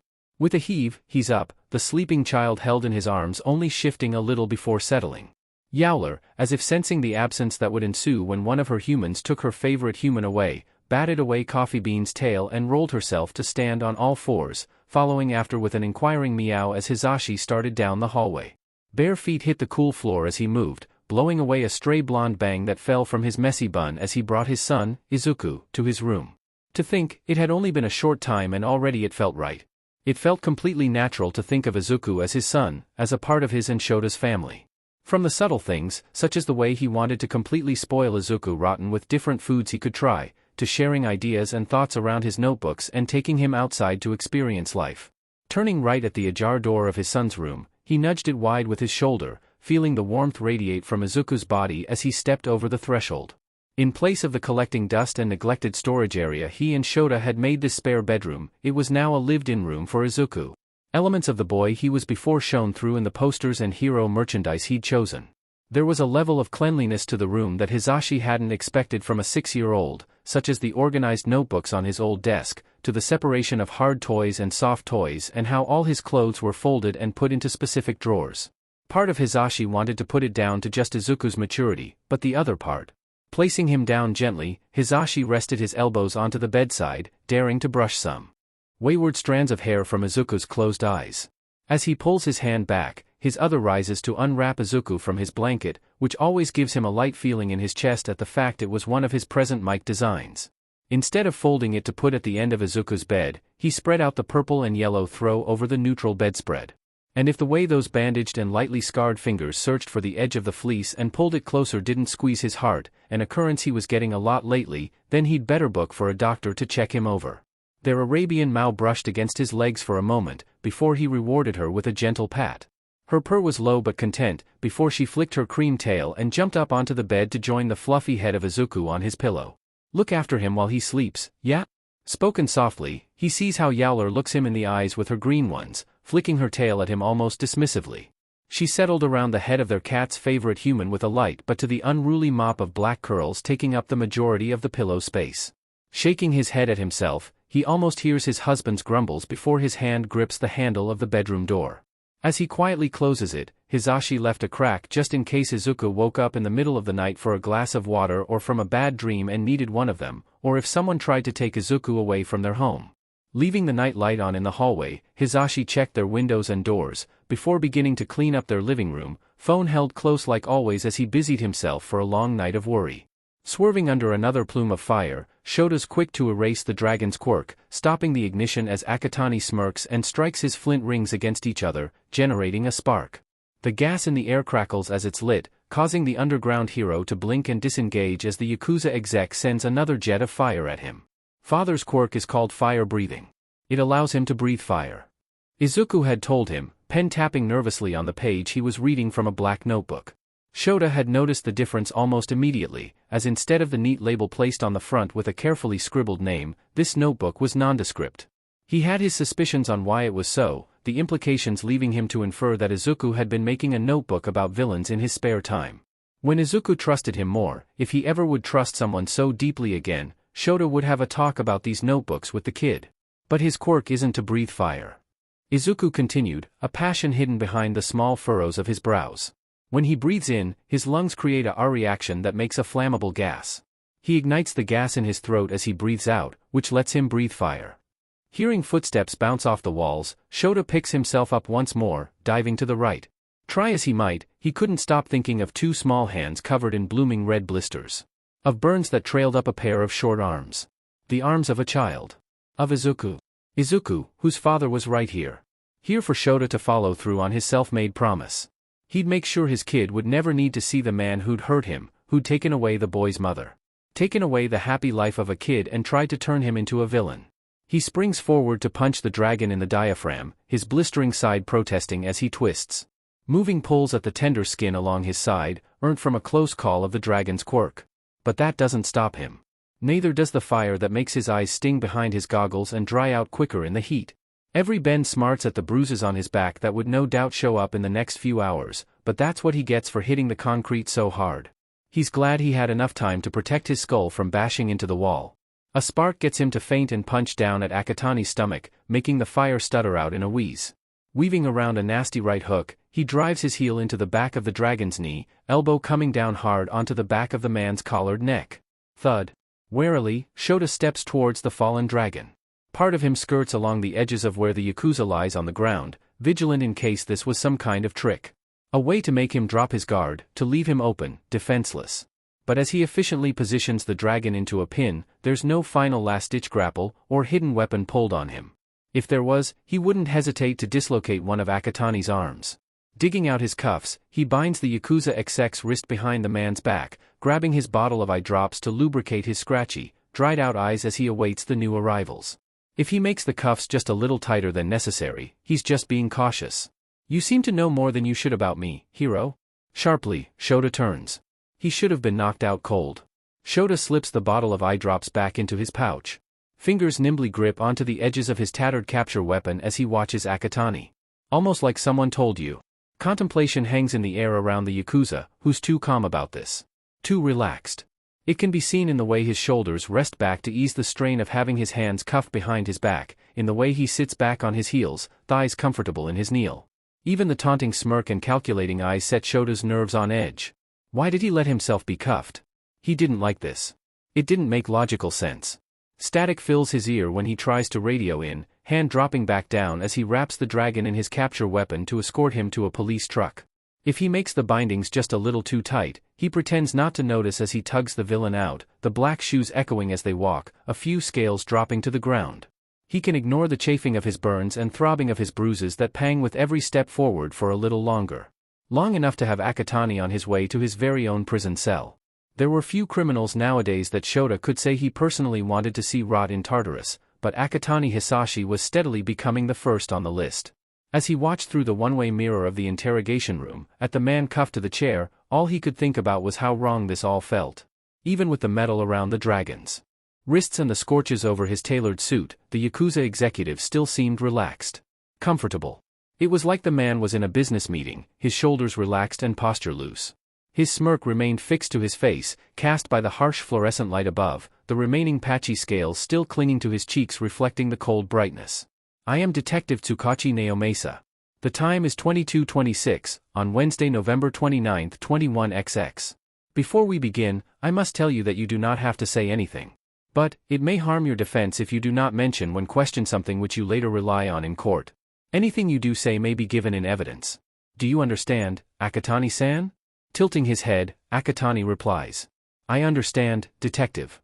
Tsukachi nods in return, pulling out his notepad and flipping open the cover. I am more than happy to answer any of your questions to the best of my ability, detective, in exchange for one thing. Lips curling like the cat that got the cream, Akatani leans in. His chains rattle with his movements, messy hair sweeping his forehead as he tilts his head. My son. Failure to disclose evidence can also lead to the prosecution adding charges to your case in the court of law, Akatani-san. Akatani smiles. Shota narrows his eyes at the dragon as the psychologist mutters observations to the chief of police. He's a textbook narcissist, displaying feelings of superiority over Detective Tsukachi and clear arrogance in his posture. Legs spread out, head tilted back, eyes looking down on his conversation partner. He's still of the mind he has all the power here. And what do we do to break that view, woof? Pacing slowly to the right, Shota can see in the reflection how the psychologist, his consultancy ID card reading as a Dr. Richter, remains fixated on Akatani, as if he were an interesting petri dish to be analyzed further. Narcissists have issues with any perceived criticisms they receive. They just don't know how to deal with it. They only truly care about themselves and being the envy of everyone else, so bringing up anyone else will only reinforce his superiority complex. Pausing before the glass again, the psychologist adjusts his glasses. He'll find it hard to regulate his emotions and reactions. The easiest reaction to look for is rage. So, try to rile him up. Get him mad. Shota knows it would be illogical to storm inside the interrogation room and slam his fist into the self-entitled sneering face of Akatani Hisashi, just to achieve the goal of getting the man angry enough to tell them all they need to know, but it'd feel pretty satisfying. There was no way in hell that the man sitting in cuffs and acting as if all of this was going to his master plan would be getting to his son. A click of Tsukachi's pen shows the detective heard the advice, the tool being crossed over the blank page in his open notepad to try and throw Akatani off his rhythm. Akatani-san, I cannot disclose the details of an ongoing case while with the alleged dragon of the Hafukukai. Rusted red eyes narrow as Akatani parrots, alleged? Tsukachi pauses. What were you doing inside Alcotech, Akatani-san? I manage the company in my boss's absence, detective. Your boss? Fujiwara. Daichi? A sharp tooth gleams as Akatani dips his head in a shallow nod. I will need verbal answers, Akatani-san. A flutter in the jaw gives away his annoyance. Yes, Fujiwara is my boss. It says here that you are the managing director of Alcotech. How were you able to get such a position within only 5 years of employment with the company and without any certification? Bespectacled gold eyes glimmer in the reflection of the one-way mirror. You have quite the hotshot detective, Chief. Detective Tsukachi is one of our best and brightest detectives, Dr. Richter. Woof. Trust and loyalty go a long way, detective. Not that many in the police force would understand such sentiments. Akatani rebukes, lips splitting open to bare his white teeth. Arms now resting on the table, the Yakuza executive crosses his legs and settles his head from where he'd been leaning it back. There's mirth in his eyes now, a smug grin still painted over his lips as Tsukachi remains ever composed. He's on the defensive. Shota gruffs out his own comment. More like he's playing along with this. The chief calls for Shota's attention as Tsukachi asks another question, winding up Akatani more in his predicament. You can go home, Eraserhead. We have the dragon covered for now, woof. All that we will be doing until transport and logistics are arranged for his jail time is questioning and routine procedure. One of the officers can give you a ride home if you need one, woof. Usually, Shota would ignore the offer to go home early and go back out on his patrol route to arrest more criminals still out on the streets, even after the hours spent after the raid and the statements he had to give about the operation. It wouldn't matter about the sleep pulling down on his eyelids, or the exhaustion in his bones, or the injuries already wearing him down. But all he can think about is getting home to check on his family, to check on his husband, his son, his cats. There's a restlessness in his gut that fills him with uncertainty as he watches how Akatani absent-mindedly spins the wedding band on his finger, smile still sharp and eyes still grinning, looking more like a fox than any dragon Shota had read or seen pictured about before. But he squashes down the feeling for now, instead turning to the chief and dipping his head in acknowledgement as he exits the stale and cool air of the observation room. Like a ghost, he easily slips past the lively bullpen of officers rushing to and fro through the station, some leading away criminals to detention rooms and others leading victims or witnesses to quieter areas. The aroma of coffee and sweat dissipate as he breaches the fresh air outside the stone building, making his way quickly in the direction of home. With every step, his burns and cuts still sting and his bruises stretch uncomfortably under the wraps and butterfly stitches he'd received on scene. He sighs and keeps up his pace, ducking his head in the tattered remains of his capture weapon to hide his worried frown. Rain taps gently on the windows of their homey apartment. It had poured only a short time ago, stopping momentarily, before beginning to kick up once more. If Hisashi rested his head back on the couch cushions and closed his eyes, he'd be off to the land of dreams in moments, no doubt. Instead, he fights the urge to lay back and rest, choosing to raise his honey tea to his lips and blow on the steaming golden liquid. With a short sip, he sets the ceramic cup back down on the side table and runs his fingers through the wild black curls on his son's head, who sleeps deeply, clutching onto the present Mike blanket he'd wrapped around himself. Only an hour after being moved into his own bed, Izuku tiredly shuffled out of his room and made his way back to the couch, sitting next to Hisashi as the blonde anxiously waited for Shota to return. Sometime between 5 minutes and half an hour ago, the kid had fallen back to sleep, his half-empty cup of honey tea left to grow cold on the coffee table. Now, instead of putting his son in his room to rest on a proper bed, he let him stay on the couch with him. Even without the need for the bandages, Izuku had still insisted on wrapping his hands, arms, and neck in them, until all that was bare was his face. Without the heart to take away one of the boy's comforts, Hisashi had instead helped him so he wouldn't make the material too tight on his still tender skin. Recovery Girl had stopped by a few days ago and treated the last of Izuku's more serious injuries, telling them that any other healing should be done naturally from now on so the body knows how to react and kickstart the healing process on its own. When leading Recovery Girl back to the door, Hisashi remembers the youthful heroine's words. That boy's eyes? You dears look after him now, you hear. Hearing the telltale jingle of Coffee Bean, Hisashi beckons the fat tabby over to lay down by him, the cat flicking his tail and plopping himself flat against his feet. Sipping his tea, Hisashi lets himself have a moment to take in their home. From the pictures he'd insisted be hung up around the walls, to the coffee ring his husband had accidentally made in their coffee table, Hisashi knew these 4 walls weren't big enough anymore for their family. This small 2-bedroom apartment had been there since they graduated together in UA, when money was tight and they were getting by with the allowance his parents were sending out to him and Shota to eat. Even when they'd gotten financially on their feet, having some money to put into savings, every month, they were still good times. Sitting on the floor with instant ramen and a bottle of wine between them, trying to stitch themselves back together, slowly but surely after. Blinking out of the fog of memories he'd wandered into, Hisashi heard the lock turn as his husband returned to them. Some of the missing warmth in his chest was swept in with the way he sees the man he loves hang up his charred capture weapon and pause at the hallway, eyes meeting. Welcome home, Sho. Tension bleeds out of both of them as they scan each other, Hisashi picking up the hidden bandages and injuries covering Shota. I'm fine, Zashi. As always, it doesn't stop his concern from showing through, getting worse the closer his husband gets to him. As his sleep-deprived husband leans down, Hisashi can feel how he winces as he does so. Be careful, Sho. Don't bend. Scraggly black hair meets his shoulder as Shota leans his head there for a moment. It was rare for his tired husband to show such vulnerability and affection, not that Hisashi thought the man he married loved him any less for not showing such intimacy to him. But Hisashi knew his husband well, had known him for years, enough to know that there must be something big weighing on his mind. Come here. Shifting carefully, Hisashi manages to move their son enough for Shota to sit on the couch with them.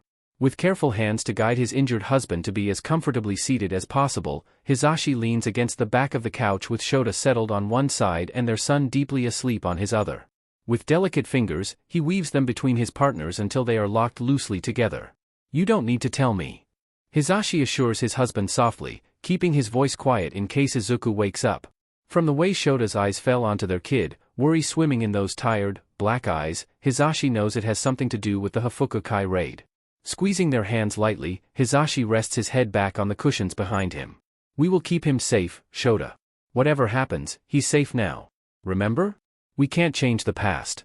We just have to make the future better. Ducking his head down, Hisashi still caught the way a small smile quirked the edges of his husband's mouth at the way he used Shota's own words of comfort against him. It still felt good to punch him a few times. Amusement filled his eyes at his husband's valiant streak, though he admired Shota's restraint. If he had been there instead, Izuku's father would have suffered a worse fate. Izuku got to try popcorn while you were out. Although he'd want to listen to the full fight and hear how his husband took down the dragon, he could pick up on how Shota winced as he slowly sunk into the couch, being mindful of his back and side. Flat black eyes full of exhaustion blinked at him. I thought we agreed not to give the kid sugar before his bedtime. Hisashi grinned lightly. You should have seen it show. As he told his husband how their son's whole face seemed to brighten at the taste of the popcorn, how fascinated he had been by the popping kernels and the fluffiness of the cooked corn. A small shuffle from Izuku turned their soft voices to gentle whispers as Hisashi felt his husband finally unwinding from the raid. He recounts Izuku's wonder at the Wisne films they had watched, the small questions about each character's possible quirks or powers. He notices the distant look fade in Shota's flat black eyes, the featherlight circles Shota had been rubbing into Hisashi's hand, easing into the occasional brush to show he's here and still awake.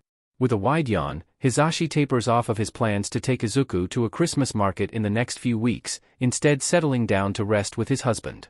He consciously avoids Shota's burns and bruises, not caring about the smell of smoke and the dirtiness and dampness of his husband's hero costume as they lay beside each other.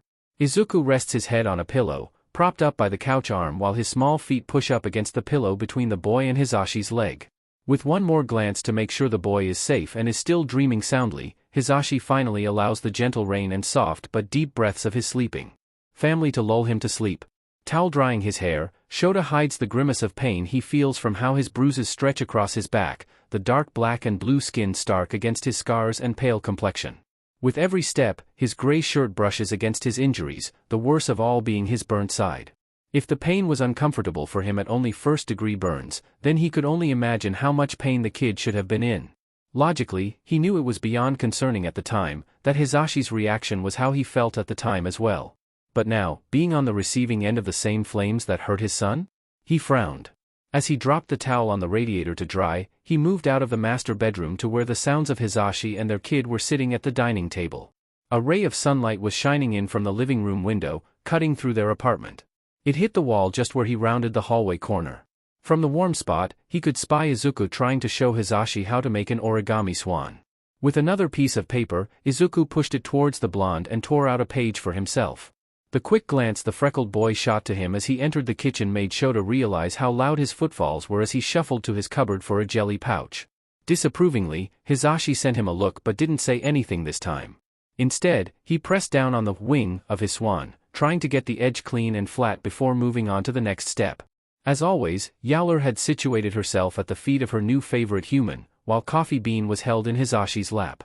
From the content purring escaping the grumpy fat tabby, his loud husband must have given in and overfed the glutton of a cat again. Sighing quietly at how Hisashi spoiled their cat and how much progress had been lost with the tabby's diet, Shota stalked over to the coffee pot and chugged down a cup. Morning show. Grunting in reply, he grabs the coffee pot and his cup again and downs a second serving of the steaming water in large gulps. After pouring yet another full cup of the stuff, he nurses it in his grip to savor before slurping his jelly pouch. Morning, Sho-san. Cup halting for a moment as he hears it, Shota lets his eyes rest on the kid. Today, he was dressed in a black long-sleeved shirt, the one they had picked out with thumb loops in the sleeves. Over it, the kid had on a purple hoodie, the left arm having kanji written down reading, purple, and on the other arm in English, hoodie. Morning. Shota gruffs, ignoring how Hisashi whips his head to stare at him. Are you ready to meet Detective Tsukachi again, kid? As the kid ponders his answer, he observes how Izuku fiddles with the paper in his hands, worrying the edges between his digits before starting to create something from the blank page. Hisashi blinks out of his shock, shaking his head. The little helper here was telling me all about the detective's quirk. Nodding, Izuku adds. Zashi-san said my ideas were good, so I wanted to. Looking at Hisashi, the blonde encourages the boy to continue with a smile and shake of his head. I wanted to tell the detective about them. As a thank you. He'll be really happy to hear about your theories, kid. His loud husband exclaimed, finger guns pointing at the boy for a moment. I'm sure he'll appreciate the thank you, but also insisted it's you he needs to thank, not the other way around. Shota adds. Although he knows he can't say more than this, not now, while the kid is still recovering from the past few years of trauma and loss he had been through. But the words rest on the tip of his tongue, ready to be said when the time comes. To tell the kid they are thankful for how he still kept a hold of his kindness and his faith in people, enough to trust again after his own flesh and blood had tried to destroy it in him. There was no doubt in Shota's mind that the boy's brilliance was the lasting legacy of Midoriya Izuku, the mother to this amazing kid. A woman that he would never be able to meet, but if he could, he would thank her for bringing up such a gentle boy. A light blush creeps up the boy's cheeks, before he tells Hisashi where he needs to score and fold next. Hastily, the blonde tries copying their son's origami skills while Shota takes another sip of his coffee to hide the smile on his face and focus his wandering thoughts. We can head out once I finish my coffee. Both agree as Hisashi reasons that Izuku can teach him how to origami until they leave, the boy placing his recently completed swan in the small bevy of perfect swans he had already created. Beside Hisashi, there were various crudely done swans, each getting more swan-like with the amount of practice he was doing on it. Seeing how Izuku folds the note paper into a perfect swan is intriguing. Shota can see the clear practice and skill the kid has in the way his bandaged fingers quickly flatten and bend the folds into shapes, forming the swan with a consciously slow step-by-step so Hisashi can follow his movements with more ease, as well as pointing out where his lively husband needed to place his overturned paper to get the right shaping. With his tongue sticking out in concentration, Hisashi finally created a decent-looking swan with their kid's guidance, his celebratory shout and jiggle getting a shadow of a smile from Izuku. Shota could see the smile in those red eyes of his, looking less shadowed now with the Damocles-like threat of his father in police custody. There was something still holding Izuku back, something Shota could understand and suspected would remain until the dragon was securely in Tartarus where he belonged for all of his crimes. But until the death of Midoriya Izuku could be proven to be a murder committed by Akatani Hisashi in the court of law, Shota knew it would remain a dark patch in his son's life. A door not yet closed. As Shota polishes off his coffee and washes the cup, he hears his husband's endless chatter come to a stop at a question. Hey Izuku, could I have one of your swans? Surprise enters those red eyes, before Izuku tilts his head and looks at his pile. Plucking out a particularly good origami swan, Izuku places it in Hisashi's hand. Here. Thanking the boy, Shota watches as the blonde zips excitedly into the living room, before leaning himself around the doorway to see them again, no swans in sight on his person. By now, Shota had dried his cleaned cup and put it beside the coffee machine for the next time, watching as the kid gathered his swans together on top of his notebook to be carried off to what Shota suspects will be the kid's room. Alright, time to go. Shota sees Izuku disappear down the hallway as he goes to change his indoor slippers with his boots, tying up the laces despite the way his body protests the movements as Hisashi wraps his old blue scarf around his neck and untucks his blonde hair. It had gotten caught in all the additional layers the voice hero had donned for their short walk, left down for ease and what Shota knew would be a well-deserved rest of his husband's scalp from the amount of hair gel he uses to make it defy gravity while in costume. But as Shota scans the room, there the swans rest, nestled beside a photo frame of himself and his husband back in their UA days. Shooting a glance at Hisashi, he receives a warm smile that crescents those cherry-red eyes behind his husband's glasses. Appearing around the corner, Izuku now carries his puffy winter coat over his arm, Yowler following at his heels as he carries a different notebook in his hand. Shota hands the kid Hisashi's red scarf, making sure Izuku has his gloves with him before they head out. Quietly, while Hisashi tells Shota about some of the things that happened in his radio show that week, he hears their kid bid goodbye to Yowler and promise to be back soon. And he totally doesn't feel his heart melt a bit at that. He wasn't getting soft. Instead, he offers his hand for Izuku to take as Hisashi shepherds them out of their home and towards the elevators, recounting his tales of hosting his radio show to Izuku, while Shota flatly comments about some of his husband's blatant sensationalism. But the freckled boy seems to enjoy Hisashi's infectious enthusiasm and positivity, so he doesn't ruin the fun too much and only corrects the blonde when his tales become too fantastical and outlandish. As he lets Izuku push the ground-level elevator button for them, he can't stop himself from giving his kid a gentle hair ruffle. And from the way the kid leans into it, he supposes that logically, he made the right choice this time. Coffee permeates the air as Shota follows Hisashi and their son to the counter, eyes falling onto the selection of food and drinks they offer, as well as some visuals of their more popular options. Like Hisashi, habitual paranoia itches at him as he scans over the other patrons and staff for weapons or suspicious behavior. His gut instinct that something was wrong had only gotten worse after returning home, his thoughts on changing the meeting point with Tsukachi to their secure apartment growing stronger. If not for the determined look in Hisashi's eyes and the perkiness of Izuku for the outing, he would have done so.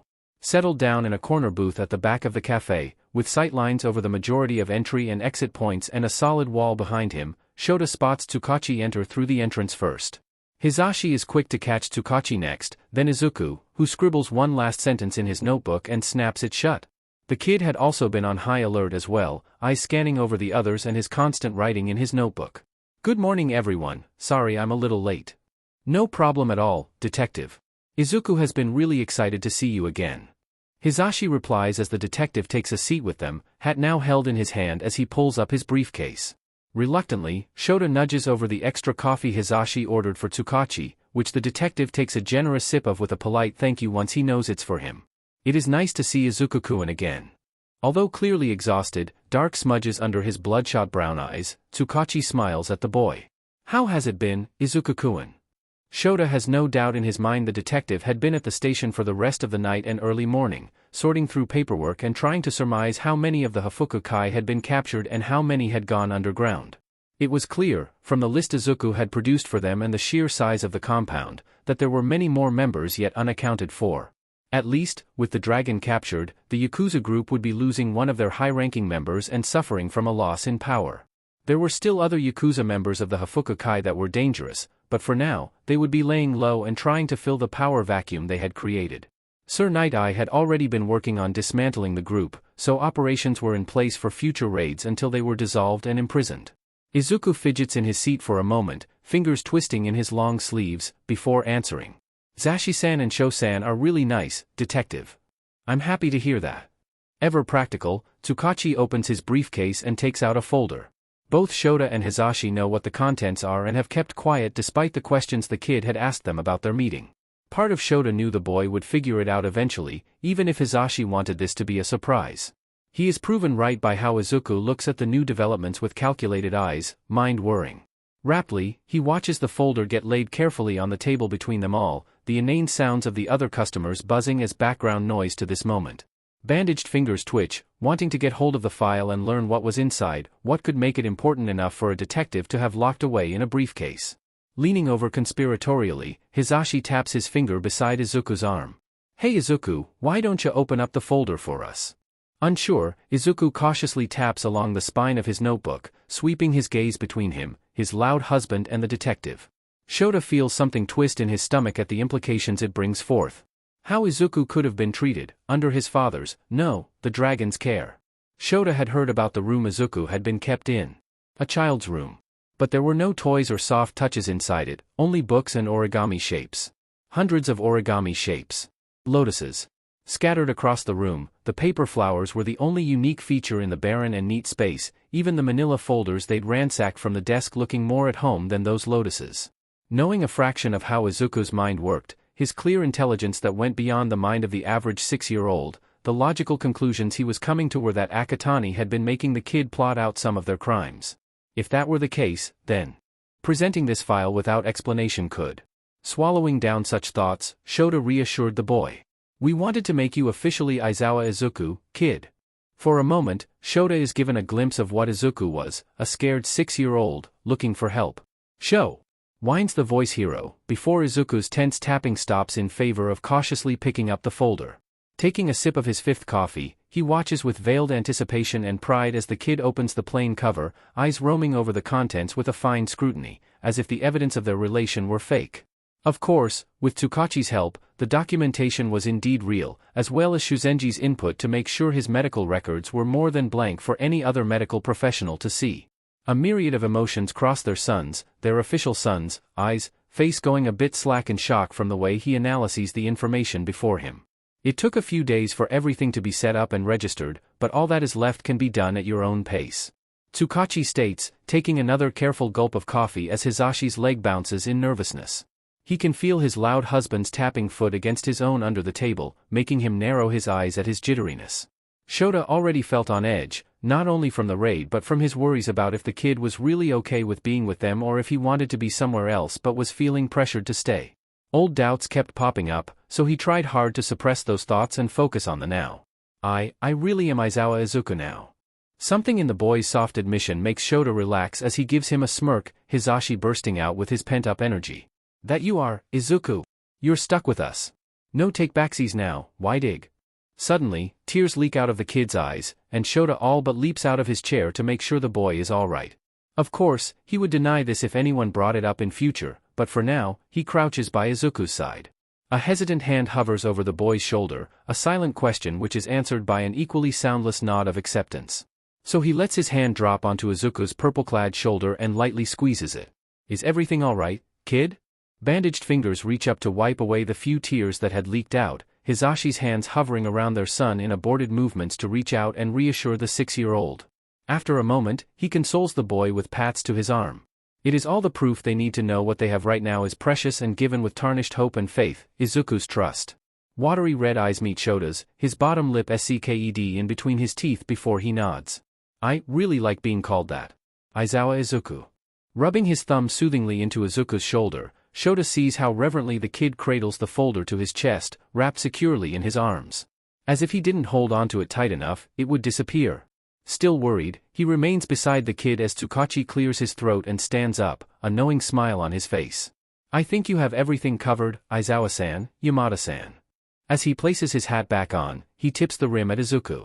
Take care now, Izuku-kun. Detective Tsukachi, wait. All heads turn to Izuku as he suddenly opens his notebook, a few tears tracking down his cheeks before he rubs them off with his sleeve. Still clutching the folder to his chest, he uses one hand to delicately tear a particular page out of his notebook. With a bit of hesitance, he holds it out for the detective to take hold of, his feet swinging as they dangle above the floor while Shota watches Izuku explain.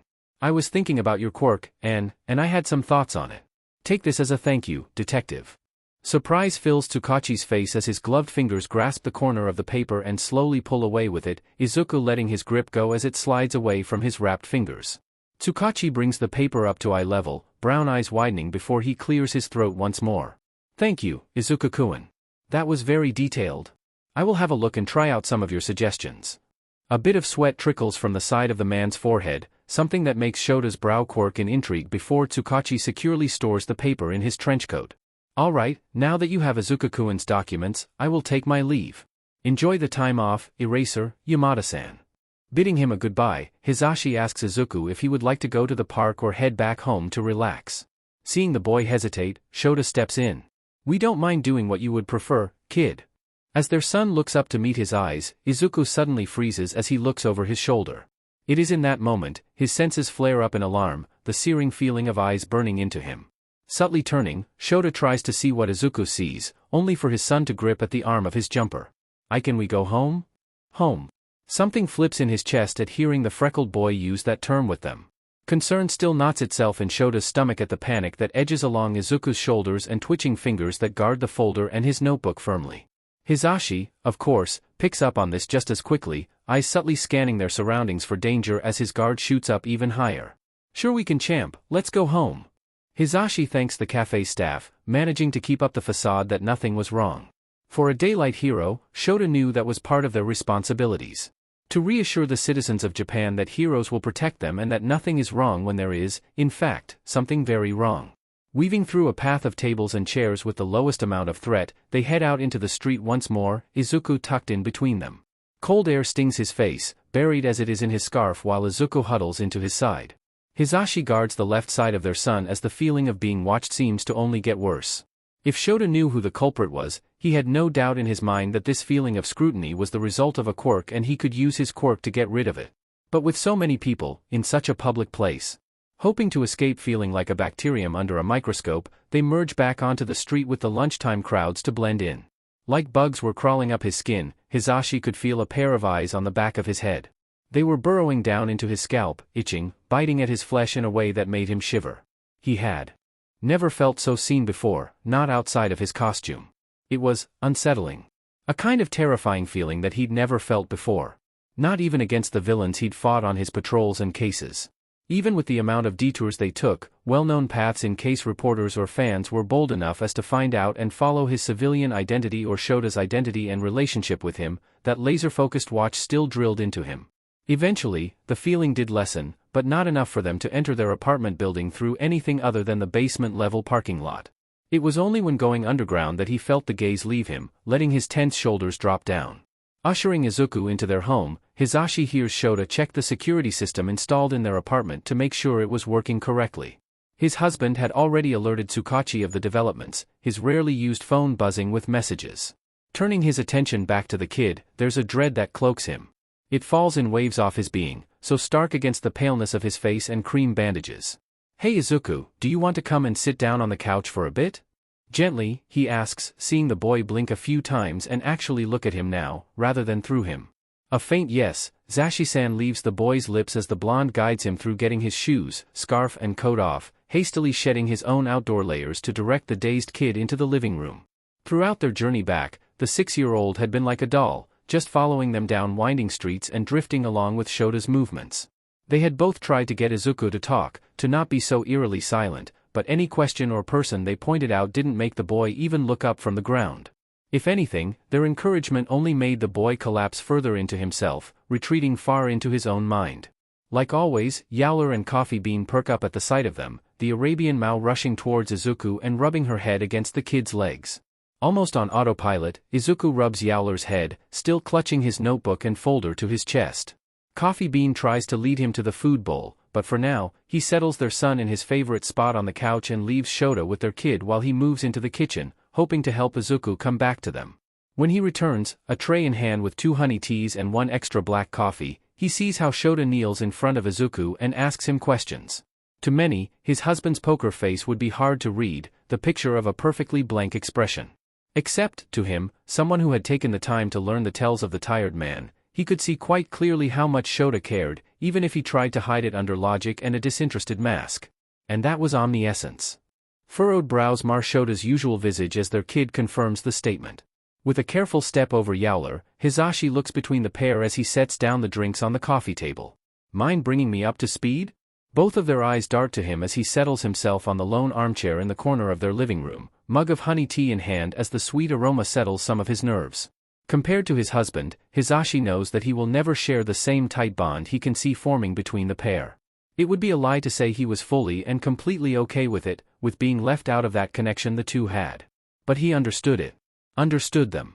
Their quirks, their lives, their minds. They were similar, oh so similar, as if Izuku were the younger image of the underground hero. For good and for worse. Times like these were when Hisashi felt the distance between them and him, a distance even he couldn't shout over to have them see him.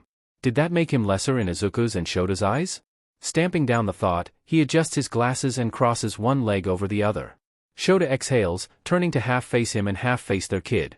During the planning for the raid, a crucial detail was provided by Izuku, omniscience. They have a quirk that allows them to see anything within a 1 kilometer distance from themselves. Despite the warmth of the tea in his hands, a sudden cold chill ran down his spine. To think, a villain had such a quirk.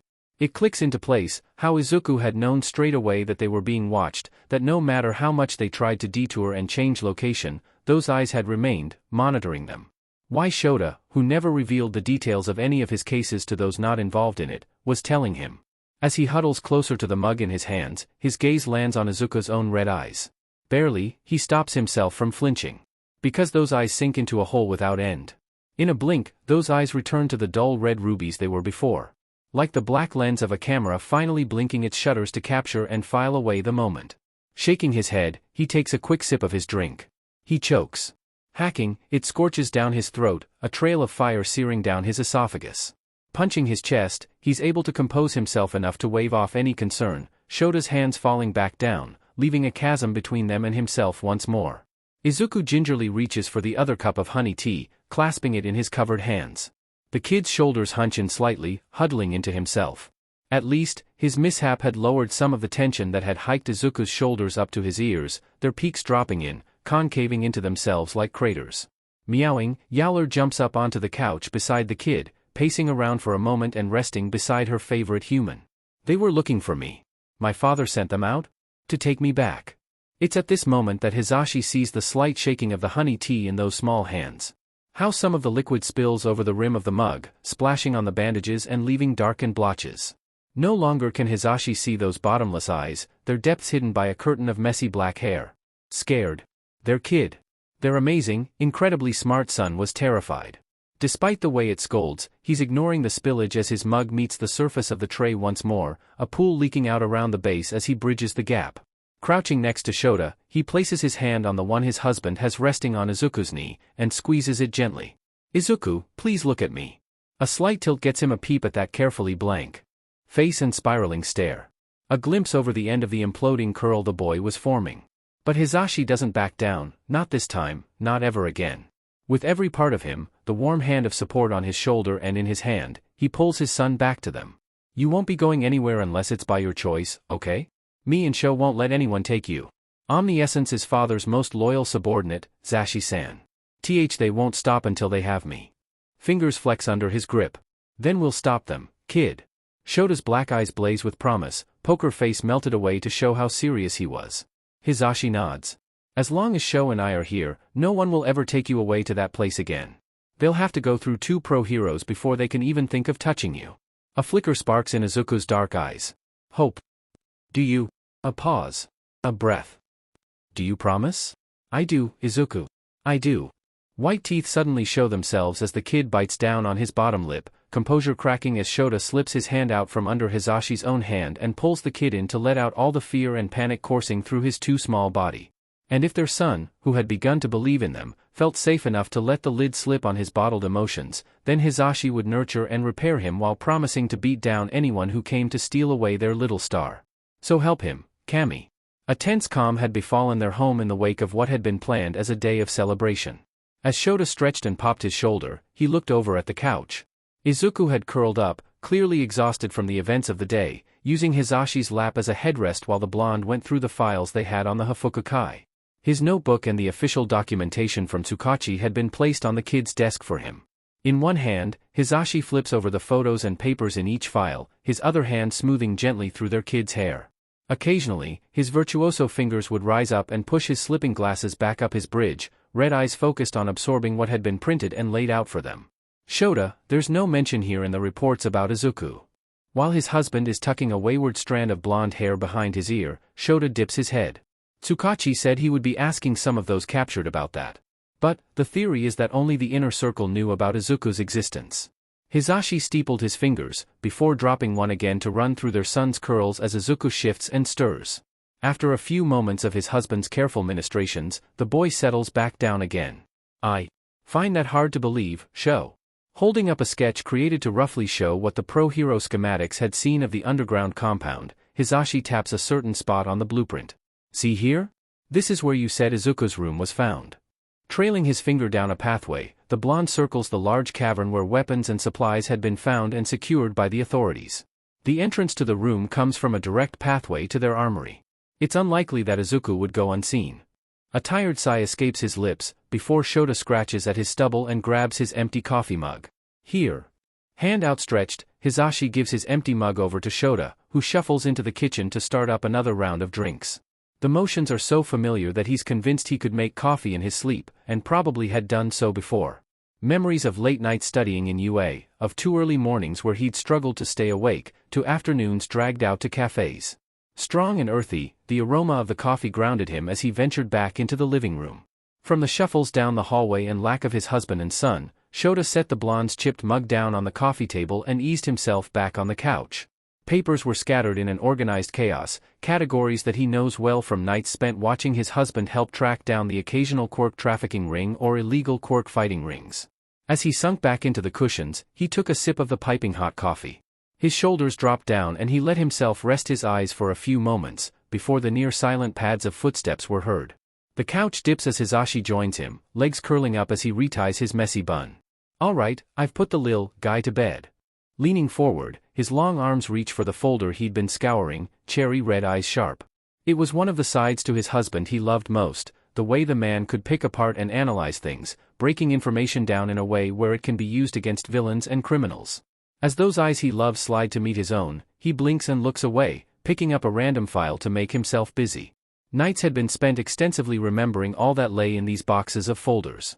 So much so, Shota wouldn't be surprised if it was burned into his brain for the rest of his life. Time flies as Shota bounces ideas off Hisashi, reminding him of those times in UA where they were partnered up on tests and hero exercises. Hisashi offers angles Shota hadn't considered before, always thinking and planning a few steps ahead like they'd been taught to do, had learnt after. It's Tsukachi. Shooting a glance to his husband, Hisashi falls silent to listen in as Shota lifts up his buzzing phone. Answering the call, he's curt and to the point. "The bounty out for Izuku just got cleared. Is he with you right now?" Pausing, Shota straightens. He's in his room. A barely heard sigh whispers over the connection, one Shota suspected Tsukachi had meant to make unheard. "I thought for a moment that a throat clears. Apologies, I sent a copy of the data that Sir Night Eye was able to salvage from the Alcotech computer servers, though most of the data was wiped prior a hero halting the deletion. An omniscience? No sightings recorded. They must be working with someone else, or they changed into a disguise. We've put out a watch to all heroes to be on the lookout." Hisashi's face pinches in worry at the news, the tips of his mustache dipping with the slight frown on his lips as their eyes meet. "Tsukachi, I'm putting you on speaker for Zashi." Placing the phone down on the coffee table, he takes a sip of coffee, grimacing slightly at the cold liquid. "Ah, hello again, Yamada-san." Elbow lightly driven into his side, Shota winces and abandons his coffee to glare at his husband, who answers the detective in kind and turns to look down at his side. Suddenly, the dots connect and the lively man cringes, mouthing a sorry show. As Tsukachi continues, "We have a few undercover cops patrolling around the neighborhood for you. All have been background checked and approved by the chief himself." Wariness is plain to see in Hisashi's eyes, who shuffles forward, plants his bare feet on the floor and places his elbows on his knees. "And the bounty? Any ideas on who removed it?" "We're working on it." More noise is heard through the line as the detective muffles the mic on his end to briefly speak with someone, before focusing back on them. "Looks like we can tell the culprit used different signal towers and routers to access the page and erase the bounty. Our experts are being run in circles." It's only from years of training that Shota hears it, shuffling. As he looks over to the sound, the blur of black that ducks back behind the hallway corner makes him arch a brow. Hisashi hums at the detective's words while Shota excuses himself for a moment, sights set on their kid as he rounds the corner and meets his wide-eyed stare. "You should be sleeping, kid." Tearing his dark red eyes away, Izuku shuffles in place. "I can't." Squatting down before the boy, he ducks his head to catch Izuku's gaze once more. When their eyes meet again, Shota can see a glimpse of the feelings the kid tries to hide. But, be it the lack of sleep catching up to the kid, or the fact their son was beginning to open up to them, Shota can see how Izuku twists his hands into the front pouch of his purple hoodie. "Go to bed, kid. I know you want to help, but Sho-san, please." Deep red eyes implore him, looking like flowers about to burst into bloom. All of this, is because of me. I'm being selfish by being here, with you and Zashi-san." Something sharpens in those eyes, refining to a point that Shota sees glinting in the darkness found in them. I would like to help." Placing a hand on Izuku's shoulder, Shota meets that stare head-on. There isn't much he can do, not with how resourceful his son had proven to be in the short time he'd known the kid. If he was set on something, there was no stopping him. So, Shota makes a few decisions right there, knelt beside the 6-year-old. Okay. Black curls bounce with how fast Izuku's head snaps to meet his stare. But, we will tell you if and when we get updates. And you are not selfish for wanting to be here, Izuku. Urging the kid to turn around, he leads him back to the kid's bedroom by the shoulder, where Yowler awaits. Let's get you into bed or the deal's off. The nightlight they'd gotten for the kids spread star-shaped yellow constellations across the walls, floor, and ceiling, transforming the simple room into the child's very own planetarium. Shota follows the kid as he picks out his pajamas and carries them with him to the bathroom to change and brush his teeth. Shota, as he always does, offers to help if the kid wanted or needed him to, only for Izuku to do everything himself. Of course, Shota would check over and make sure the boy had brushed his teeth properly and that the bandages the 6-year-old wore were properly removed. Sho-san. Looking up from the seat he'd taken at the foot of Izuku's bed, Shota blinks at the kid. His nails pick slightly at the threads in the purple blanket spread across the comforter, Yowler purring softly as his own fingers scritch tenderly at the feline's chin. Claws knead at the blanket as she stretches out towards him, butting her head into his thigh as her paws flex and curl in bliss as he runs his hand down her stomach. Could you tell me about how you first got your chew quirk? Sure, kid. Resting his back against the foot of Izuku's bed, Shota drops his head back to stare up at the ceiling filled with stars, thinking back to the past. Even if the doors and rooms of memories he passes are ones he'd rather throw away the key for and never enter, he calmly floats through his memories for one he can use to bring comfort to the kid. Because, as much as it would be believable for the 6-year-old to be asking him for more information on his quirk, Shota knows what the kid's really looking for, a distraction. From nights spent wrapped up on the couch in their living room, choosing or scared against seeking help to sleep. Shota knew the signs of someone suffering from nightmares, after all. He'd lived through them. Another kid tried to use their quirk on me when mine activated for the first time. A small tilt sways the curls on the kid's head. What happened? Shota smirked. I punched him. As Shota recounted the memory, and answered the kid's questions, the boy slowly began to relax. Yawns that were few and far between became frequent as sleepy eyes struggled to stay open. Only when he was sure Izuku's breaths were deep and even did he slowly stand from the spot he'd propped himself in, arms stretching above his head. Eyes scan over Izuku's freckled face which, despite the slight dark curve under his eyes, looked calm and serene as he slept. Spotting his husband leant against Izuku's door, he near silently sweeps out of their son's room to join him, leaving the door open ajar as the occasional star cuts through and shines over the hallway's laminate. What did Tsukachi say? Settling back amongst the neatly stacked and filed boxes, the blonde stretches his legs out over Shota's lap as his husband rests his spine against the armrest. Their experts couldn't get a location from the person who removed the bounty, but they got a general area around the border to Yokohama. Yokohama. Shota frowned. Hisashi nodded. You know, the nation-state of Japan. Tsukachi is reaching out to his contacts there. It's out of our jurisdiction, in other words, the perfect place to hide away from heroes. It is. Hisashi agrees, his foot waving to an imaginary beat. But now that there's reason to suspect the Hafuku Kai are planning to travel to Yokohama, the police force can start beefing up their presence at the border between Japan and the nation-state. And we can focus on finding omniscience while we raise our kid. Speaking of. Reaching over, Shota takes the folder Hisashi presents to him with ease. He reads only the first few lines then shuts the cover firmly. Quirk registration and primary schooling for. It's a bad idea for that right now, Zashi. A calloused hand rises up and tucks a loose lock of hair behind an ear, running down the long bang and dropping back down onto the pillow the blonde held in his lap. A fierce energy burns in those cherry-red eyes, determination and stubbornness in equal parts. Shota sighs. The kid is only just beginning to see his quirk as a quirk. And with omniscience still out there, it's not safe for Izuku to go to school. It's too soon. We can't keep Izuku locked up forever, Shota. Believe me, as much as I want to, at least, until any threats to our kid are locked up, Izuku should get the chance to have a normal childhood. His foot taps the folder in his hands. I did some research. As we're heroes, Izuku is eligible for some extra benefits and protection. I spoke with Tensei about the schools and he said his little bro is going to a private school. It's one where most legacy kids go if they're not homeschooled. It'll be a chance for Izuku to be around kids his own age, for him to make friends, find a routine. Trailing off, Shota catches Hisashi pause in counting off his fingers with every advantage he lists, meeting the troubled frown on Shota's own lips. What is it, Sho? Kids can be real brats when it comes to quirks. If there's any little quirkists running around, they'll latch onto the kid.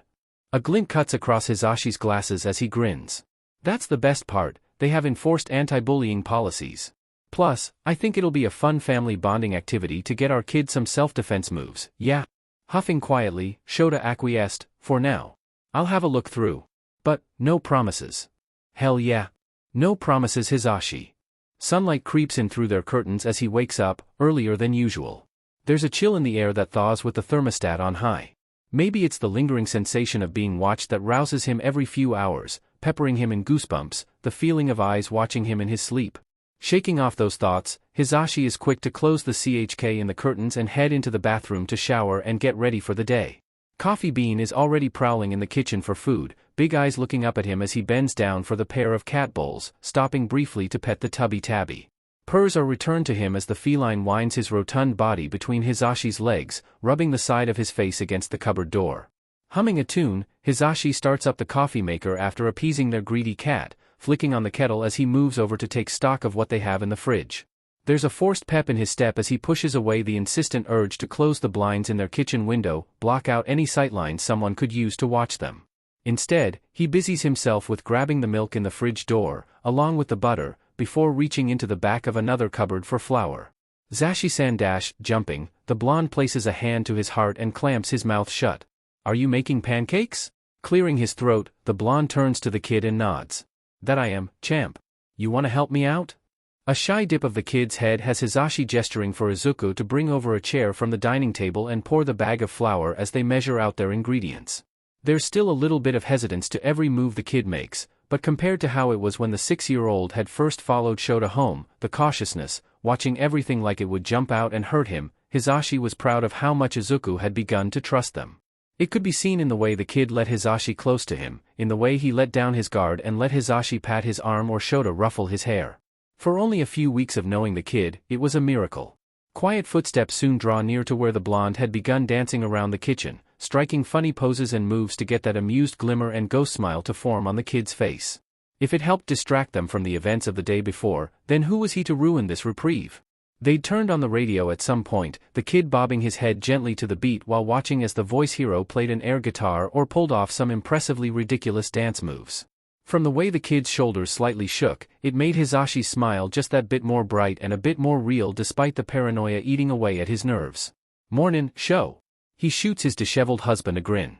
At least, the insomniac had managed to get some sleep and a shower, from the way Hisashi could smell the fresh scent of body wash coming from the shambling coffee addict. I was just telling our little helper here all about your special cat pancakes. Shota grunts in acknowledgement before he's downing half the pot of coffee. After being sufficiently caffeinated, the underground hero shuffles over to the stove. He ruffles the kid's hair lightly, which the kid tries to subtly lean into before Hisashi has the frying pan gently freed from his fingers. I'll take this. Go sit down, Zashi. Sweeping up his coffee mug, he pats his husband's hip, below where the burns are still healing this time, and settles in to watch the pair. Izuku is less shy with making direct skin contact with Shota, he notices, as Shota shows the kid how he makes the pancakes get shaped into a cat head, even gently guiding the kid in making one. Even if the kid isn't ready to smile yet, it's clear from his wide eyes and reactions that he's enjoying himself. And it's a refreshing change to how he'd been before, a firm step in the right direction. Zashi-san, look. Tilting his plate, their kid displays the vaguely cat-shaped pancake to Hisashi. Sho-san helped me make Yowler. And doesn't that just want to make him squeal? It's adorable. As if summoned by her name, their Arabian Mau meows in greeting while slinking under the dining table, no doubt stationing herself beside her favorite human. Contrary to popular belief, he has enough tact to restrict his reaction to a strangled noise in his throat. So all that comes out is, that looks real good, kid. You even added her whiskers. Hisashi keeps up the light atmosphere, even as breakfast winds to an end. From the long discussion they'd had before crashing, the two heroes had come to a decision on 3 schools for Izuku to attend, should he feel ready to. It may be drawing to the end of the school year, but at least he will be ready to join in the new term. A few months of tutoring for Izuku to catch up on what he's missed, if he needs it, which they both suspect he won't from how intelligent their kid is, and they can start to deliver on the promises they'd made. Catching the look Shota sends him, Hisashi drums his fingers on the table beside his empty plate. Dark red eyes flicker between him and Shota, their son beginning to fidget as he takes in the shift. How do you feel about school, Izuku? Those red eyes dart to the side as their kid fiddles with his fork, twirling it in his grip. I can't remember it much, but it was okay. There's a pause as the kid tilts his head, curly hair swaying with the movement. I liked learning though. It was fun. How would you feel about going to school again, kid? Shota asks, keeping his tone carefully disinterested. I don't mind, Sho-san, Zashi-san, why? Izuku picks at his now bandaged fingers. Is it okay to go back to school, with omniscience and father's Yakuza? Hizashi hums. I was looking into it and there's a few schools out there funded and designed to keep the children of pro heroes safe, should they choose to be educated publicly and not homeschooled. Pretty neat, right? Even with the less than desirable situation, that their son has to worry about being taken or, kami forbid, being hurt by the Yakuza, he wouldn't trade it for another reality where this situation was different. Because, maybe they wouldn't have been able to ever meet their kid, or be as close to him as they are now. Or, a quiet part of himself he'd been trying to snuff out whispers, they could have met the kid as a villain. But it's up to you, kid. We won't force you to go if you're not ready or would prefer homeschooling.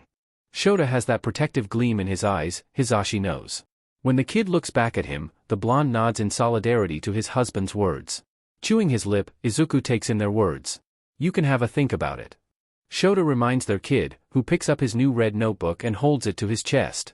The year starts in April, so you have a few months to decide on what you want, kid. And we don't mind what you choose.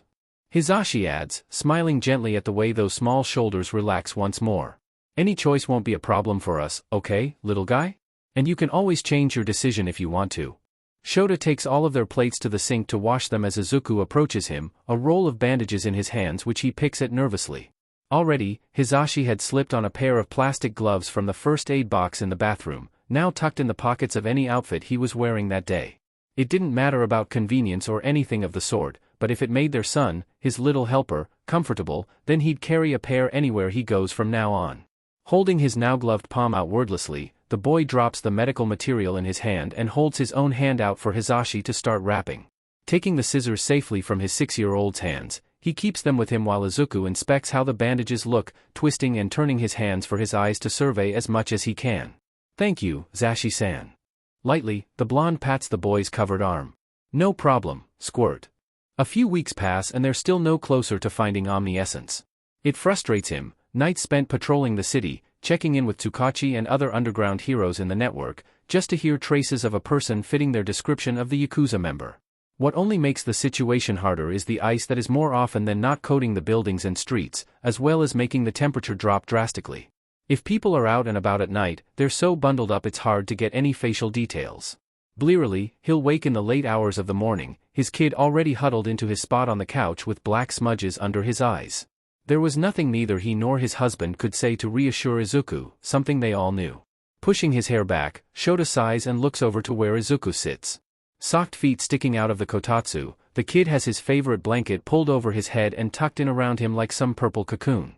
On the tabletop, there's a maths book open, one Hizashi had checked out of the library for the 6-year-old, his All Might-themed pencil scratching across his plain green notebook, chewing his lip in concentration.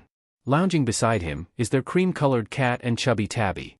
Coffee Bean had recently warmed up to the kid, though Shota suspects that has more to do with the treats the kid had been sneaking the glutton of a feline than anything else. The pair of cats occasionally bat one another with their tails, some playful swipes or pushing in the mix, but settle down quickly enough that Shota isn't separating them. At least, his son will placate the pair with a pat every now and then between mad scribbling and page turning. Suddenly, the sound of the door opening has Shota up and in front of the kid. Shota-kun. Recognizing the voice, he relaxes and then stalks into the hallway, ignoring how the kid's curious gaze follows him until he blocks the entryway to their unexpected guest. It's the click of her heels, the faint sweet scent she gives off and the use of her spare key to their apartment that really cements this for him as he's greeted with a smirk and fluttering hand wave. Surprise! Flatly, he stares. I'm talking with Hizashi about changing the locks. Hey!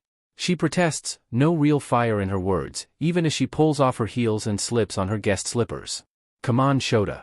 You know I just asked Hizashi for a new key, you grumpy old man. Is that any way to greet your dear old friend? Why are you here, Namuri?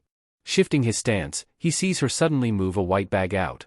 Swinging the proffered bag she sings, drinks, before letting the bag hang back against her leg.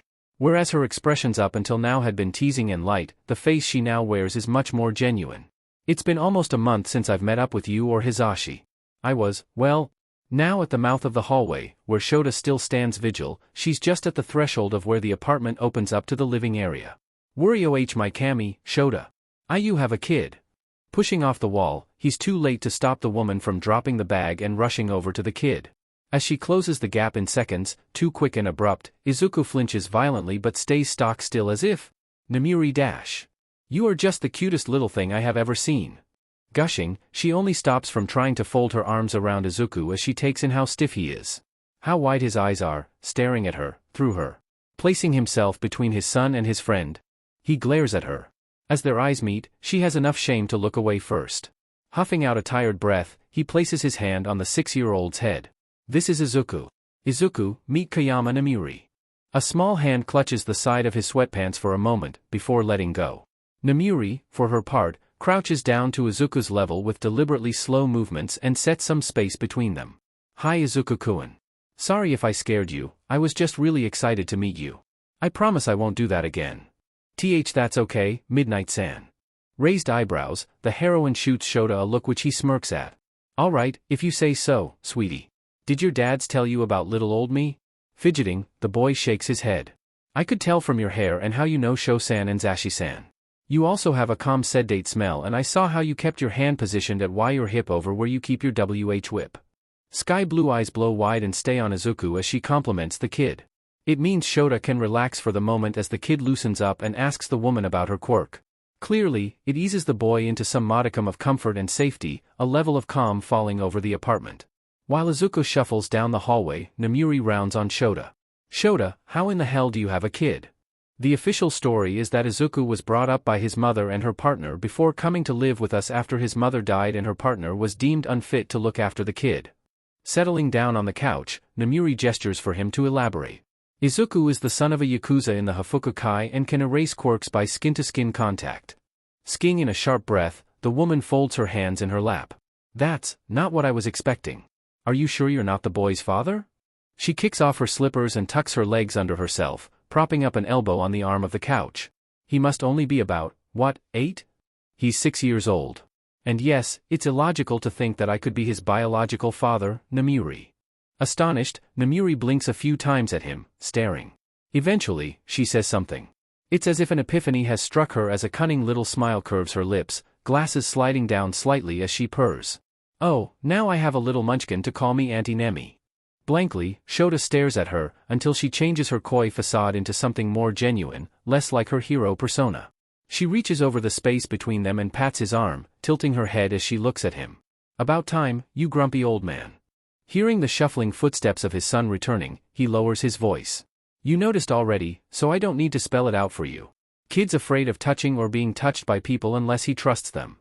Humming, the woman instead kicks out at Shota. Alright. Go get me a drink or something you hobo. I'm still a guest, you know. Uninvited guest.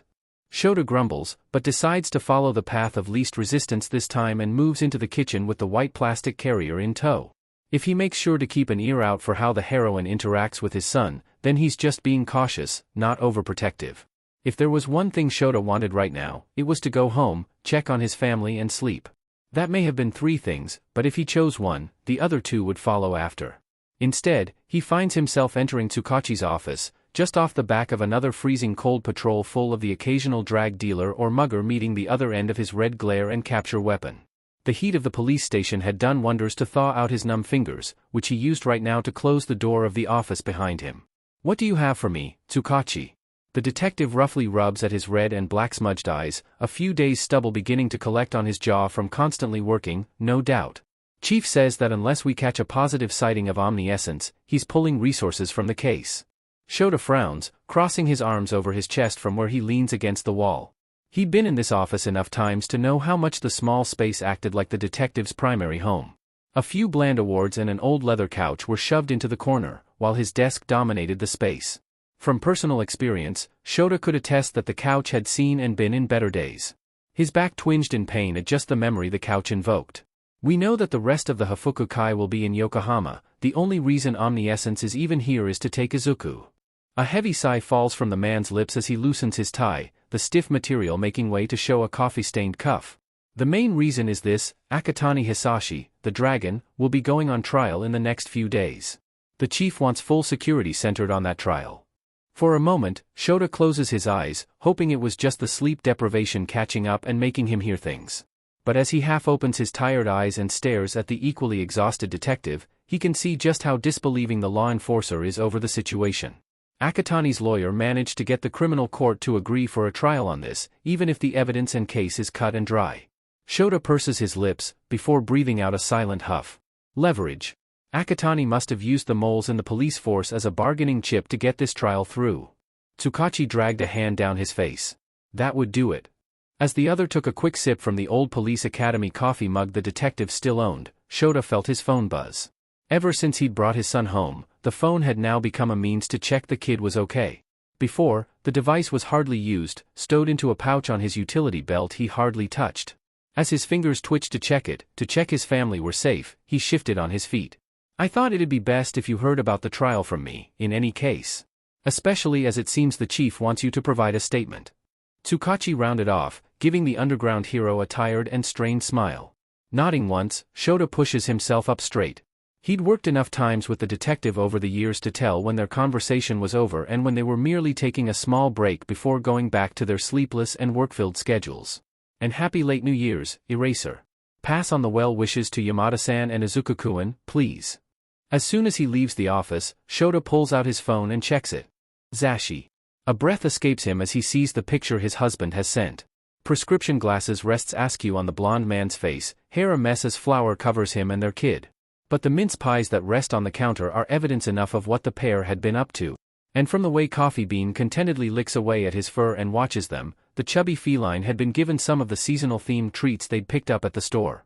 It's a long and bitingly cold march back to the apartment, Shota's breaths escaping in white clouds as he tucks his hands deep into the pockets of his costume. But the promise of warmth at home keeps a fire burning in his chest. A trial, one the dragon would clearly lose, was either a last-ditch attempt to lessen the criminal's sentence or a way to be remembered. Whatever it was, the feeling in his gut tightened. It had to be some plan formed by the Yakuza to throw them off. The timing, the fact the chief wanted to lessen resources in an active investigation to ensure the dragon was justly serving his sentence in court. The key slides home in the front door's lock, the Christmas wreath Hisashi's parents had given them still hanging up outside their abode as he crosses the threshold. Even with Christmas and New Year's now over, Hisashi had insisted on letting them remain up for at least another week. So, as Shota usually does, he'd let the blonde keep them up. He quietly slides out of his boots and places them to the side, feet quickly slipping into his house slippers when a curly head of black hair appears in the entry. Welcome, back, Sho-san. No, Shota's heart does not melt at the way his son makes sure to greet him. It does not cause his eyes to soften as the kid shuffles on his feet, wearing the pajama set Kayama had bought the kid for Christmas. What it does do, is make him reach his hand forward to lightly ruffle the boy's unruly mop of hair, even if the hood of his pajama top covers the black strands up. You should be in bed, kid. Zashi-san said I could stay up later, tonight. Hearing the voice hero call out his usual welcome home greeting to him from the direction of the bedroom hallway, Shota slinks into the festively decorated living area. Their decorated Christmas tree rests in the corner, bringing up memories of helping Izuku put on the old assortment of ornaments and trying to detangle the miles-long amount of Christmas tree lights they'd had carefully stored away in the bottom of the hallway closet. Whatever remains of their Christmas and New Year's haul of treats dwindles by the day, the most recent casualties left in the colorful wrappers and crumbs scattering the plates the pair had left on the coffee table. Shota stacks the pair of plates and swiftly carries them into the kitchen, gesturing for their kid to follow. How was your day with Nemuri? Auntie Nemi took me to the park, then we came back and I got to finish off Zashi-san's test. Clearly, Shota's hunch had been right about the boy, he was incredibly intelligent for his age. By now, neither him nor his husband had any doubt Izuku would be behind in terms of academics compared to other kids, not that they'd had doubts to begin with. Through some breakthrough, their friend had also seemed to say something that resonated with their kid, something that had begun to take root in their nightly routine. As Izuku quietly summarized the things he'd done and learnt that day, a routine his other half had started with their son to make him feel comfortable, Shota quietly hummed in all the right places and continued to wash up and set the clean plates to dry on the drying rack. Quickly, Shota slurps dry a jelly pouch while he sets up the coffee maker and kettle for the morning. It's a common nightly cycle that helps him unwind from his patrol, a way to switch off and relax. His burnt side had finally healed up, only some light discoloration remaining where the center of the affected area had been. A reminder. Wiping down the counter, Shota sets the cloth to dry and sweeps through the apartment to make sure all the locks are locked and lights are off. Izuku falls quiet as they hear Hisashi in the master bedroom, shuffling around. Shota looks at their kid for a moment, getting a firm nod in response to the unasked question. Even if Izuku's hands begin to wring the ends of his pajama top in nervousness. I'm putting the kid to bed, Zashi. Okay. Hisashi's voice is muffled through the wooden door, but easy to make out. I'll join you soon. With Izuku now tucked in his bed, they both turn as the blonde enters the room. A fragrance of fresh soap and mint wafts through and diffuses in the air, a scent Shota knows well. It had been the same brand and smell his husband had been using since their UA days. By now, he'd be remiss to mistake that specific brand and body wash for anything other than just Hisashi. The bright blonde hair hangs down, still wet from the recent shower the other must have had after his radio segment and patrol. He'd changed into an old and faded rock band shirt and some ratty sweats for the evening, his glasses resting low on the bridge of his nose to relieve the red marks at the bridge. All right, my lil' champ. Let's rock this. Carefully, Hisashi offers his bare hand before Izuku, who hesitates for a moment to reach out. Clear conflict warred in his eyes as he lifted his small hand, bare fingers inching closer to the relaxed open palm of his husband's own larger hand. I want to try using my Q-quirk on you, Zashi-san. If that's okay. Blinking, Shota remembers looking through the kitchen doorway to peer at the pair. From where the two were standing, he couldn't see more than the back of Izuku's profile, but he could see the front of the voice hero. The way his other half had lit up at the request, catching himself before he could squawk and force Shota to use his quirk for the safety of their eardrums and any more noise complaints from their neighbors, made a small smile twitch at his lips. A slight brush of Izuku's fingertips ghosted Hisashi's palm, the contact springing forth a breathtaking illumination of blue as the quirk activated. It overtook the projected star constellations, a pattern vaguely like scripted writing filling the space before fading away. In that time, Izuku had jerked his hand back, as if scalded, from Hisashi. A tiny frown tugged down the 6-year-old's mouth as he bit his bottom lip in frustration. It's okay, kid. This is the first time you've used your quirk on Zashi. Yeah. His husband is quick to encourage, pulling his arm back easily to rest it in his lap. And it didn't hurt me or anything. Hisashi's hands twitched in a familiar movement Shota knew to mean the blonde was aborting attempts to rub at his throat. It was a familiar tell, one born from the times Shota had used his own quirk on the other man. Izuku tracked the movement as well before ducking his head and picking at the stitching of his blanket. Sharing a brief look with his husband, Shota let Hisashi take the lead. Hey, in a quieter voice, Hisashi slowly moved his hand into their kid's field of vision and at the comforter. When Izuku looked up once more, his husband continued. I promised I'd tell ya if you'd hurt me. You haven't, see dash. Glaring, he keeps his quirk active until the blonde holds up his hands in surrender. Closing his own eyes, he keeps them covered as his eyeballs itch for a few moments. Be it a combination of overusing his quirk, long-term damage beginning to set in, just general fatigue, Shota let the minor inconvenience fade away on its own for now. What he means to say, kid, is that he's used to having his quirk erased. I've done it plenty enough over the years. But what if dash? That won't happen. Shota meets those wide and anxious set of dark red eyes firmly but equally as reassuring in nature. After all, they'd had a similar discussion before. If, at any point, you feel overwhelmed, or scared, or out of control, I can step in. Remember, quirks are merely tools. Like all tools, we learn to master them as we grow up. Izuku finishes off, before a light redness covers his cheeks. He's quick to duck his head down as Hisashi shoots Shota a surprised stare, filled with awe and shock in equal measure. A quick shake of Hisashi's head sends a few golden locks of hair flying, but once his husband has stopped his short burst of movement, the look has dropped from his face. How about we call it a night, for now? Easily, both Shota and their kid agree to Hisashi's proposal, making sure the kid is comfortable before they leave the room. As they venture to their own shared space, Hisashi is quick to whisper-yell his excitement. Sho? He did it. He used his quirk on me. Yes, Zashi, I was there. Sleep calls to him like an oasis calls to a man dying of thirst in the desert.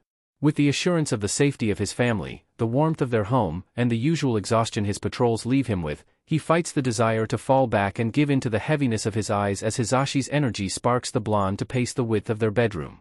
That felt like how your quirk works. Like, it feels like my quirk just vanished. Like, poof. Humming, Shota slowly blinks as his husband continues to whisper-mutter his thoughts loud enough for Shota to hear and understand. After a few more minutes, Hisashi slows down in his pacing and murmurs to face the dark-haired man. Are you sure you aren't dash? Flatly, he cuts Hisashi off. Don't be illogical, Zashi. A heavy exhale leaves the blonde's lips as he falls back onto their bed. For a moment, a comfortable silence surrounds them, making Shota think his exuberant and energetic husband had fallen asleep. I hope we can show Izuku that his quirk is just as amazing and incredible as he makes others feel about their own quirks, soon. Reaching to his left, Shota pats his husband's knee. We will. One step at a time. Hey everyone. Sorry for any updates you have been seeing. Long story short, the server I used to be a part of no longer exists. I am no longer a part of that server. I realized I had invites to it in this FIC and didn't want people to follow it and find out I am not in the server anymore after joining, if their intention was to talk with me. I will take the opportunity to give a bit of an announcement about this work. I still intend to finish this work. It will be on hiatus until September 9th, this is a combination of IRL things going on right now but mainly, burnout for this FIC. Another thing I would like to give a heads up on. I will be rewriting this work once it is finished. So, if you have any feedback, please feel free to provide this in the comments if it is constructive and diplomatic. I would really appreciate it as I don't have a beta reader for anything I do and for the most part, I just write and post things straight away as I have no patience and understand the desire for content as a reader myself. Sorry to disappoint if you thought this was an update, but I was aware I needed to remove those previous links and didn't want people to feel I had abandoned this work. From now on, I have a link in my profile to the server I am currently in. If you would like to contact me and talk, you can do so through that server link. It's a small but chill server for writers and beta readers to help each other out and is owned by my friend, Chris's, who is a great writer. Again, I am really conscious I haven't updated in a while and people have probably lost interest in this work, but I will be returning to it in September. Stay safe out there. Shroom. Okay, sadly the chapter is over. And if you enjoyed the video, just leave a like and subscribe with post notification, so when the next chapter is ready, you will be notified. Okay, see you in the next video. Bye.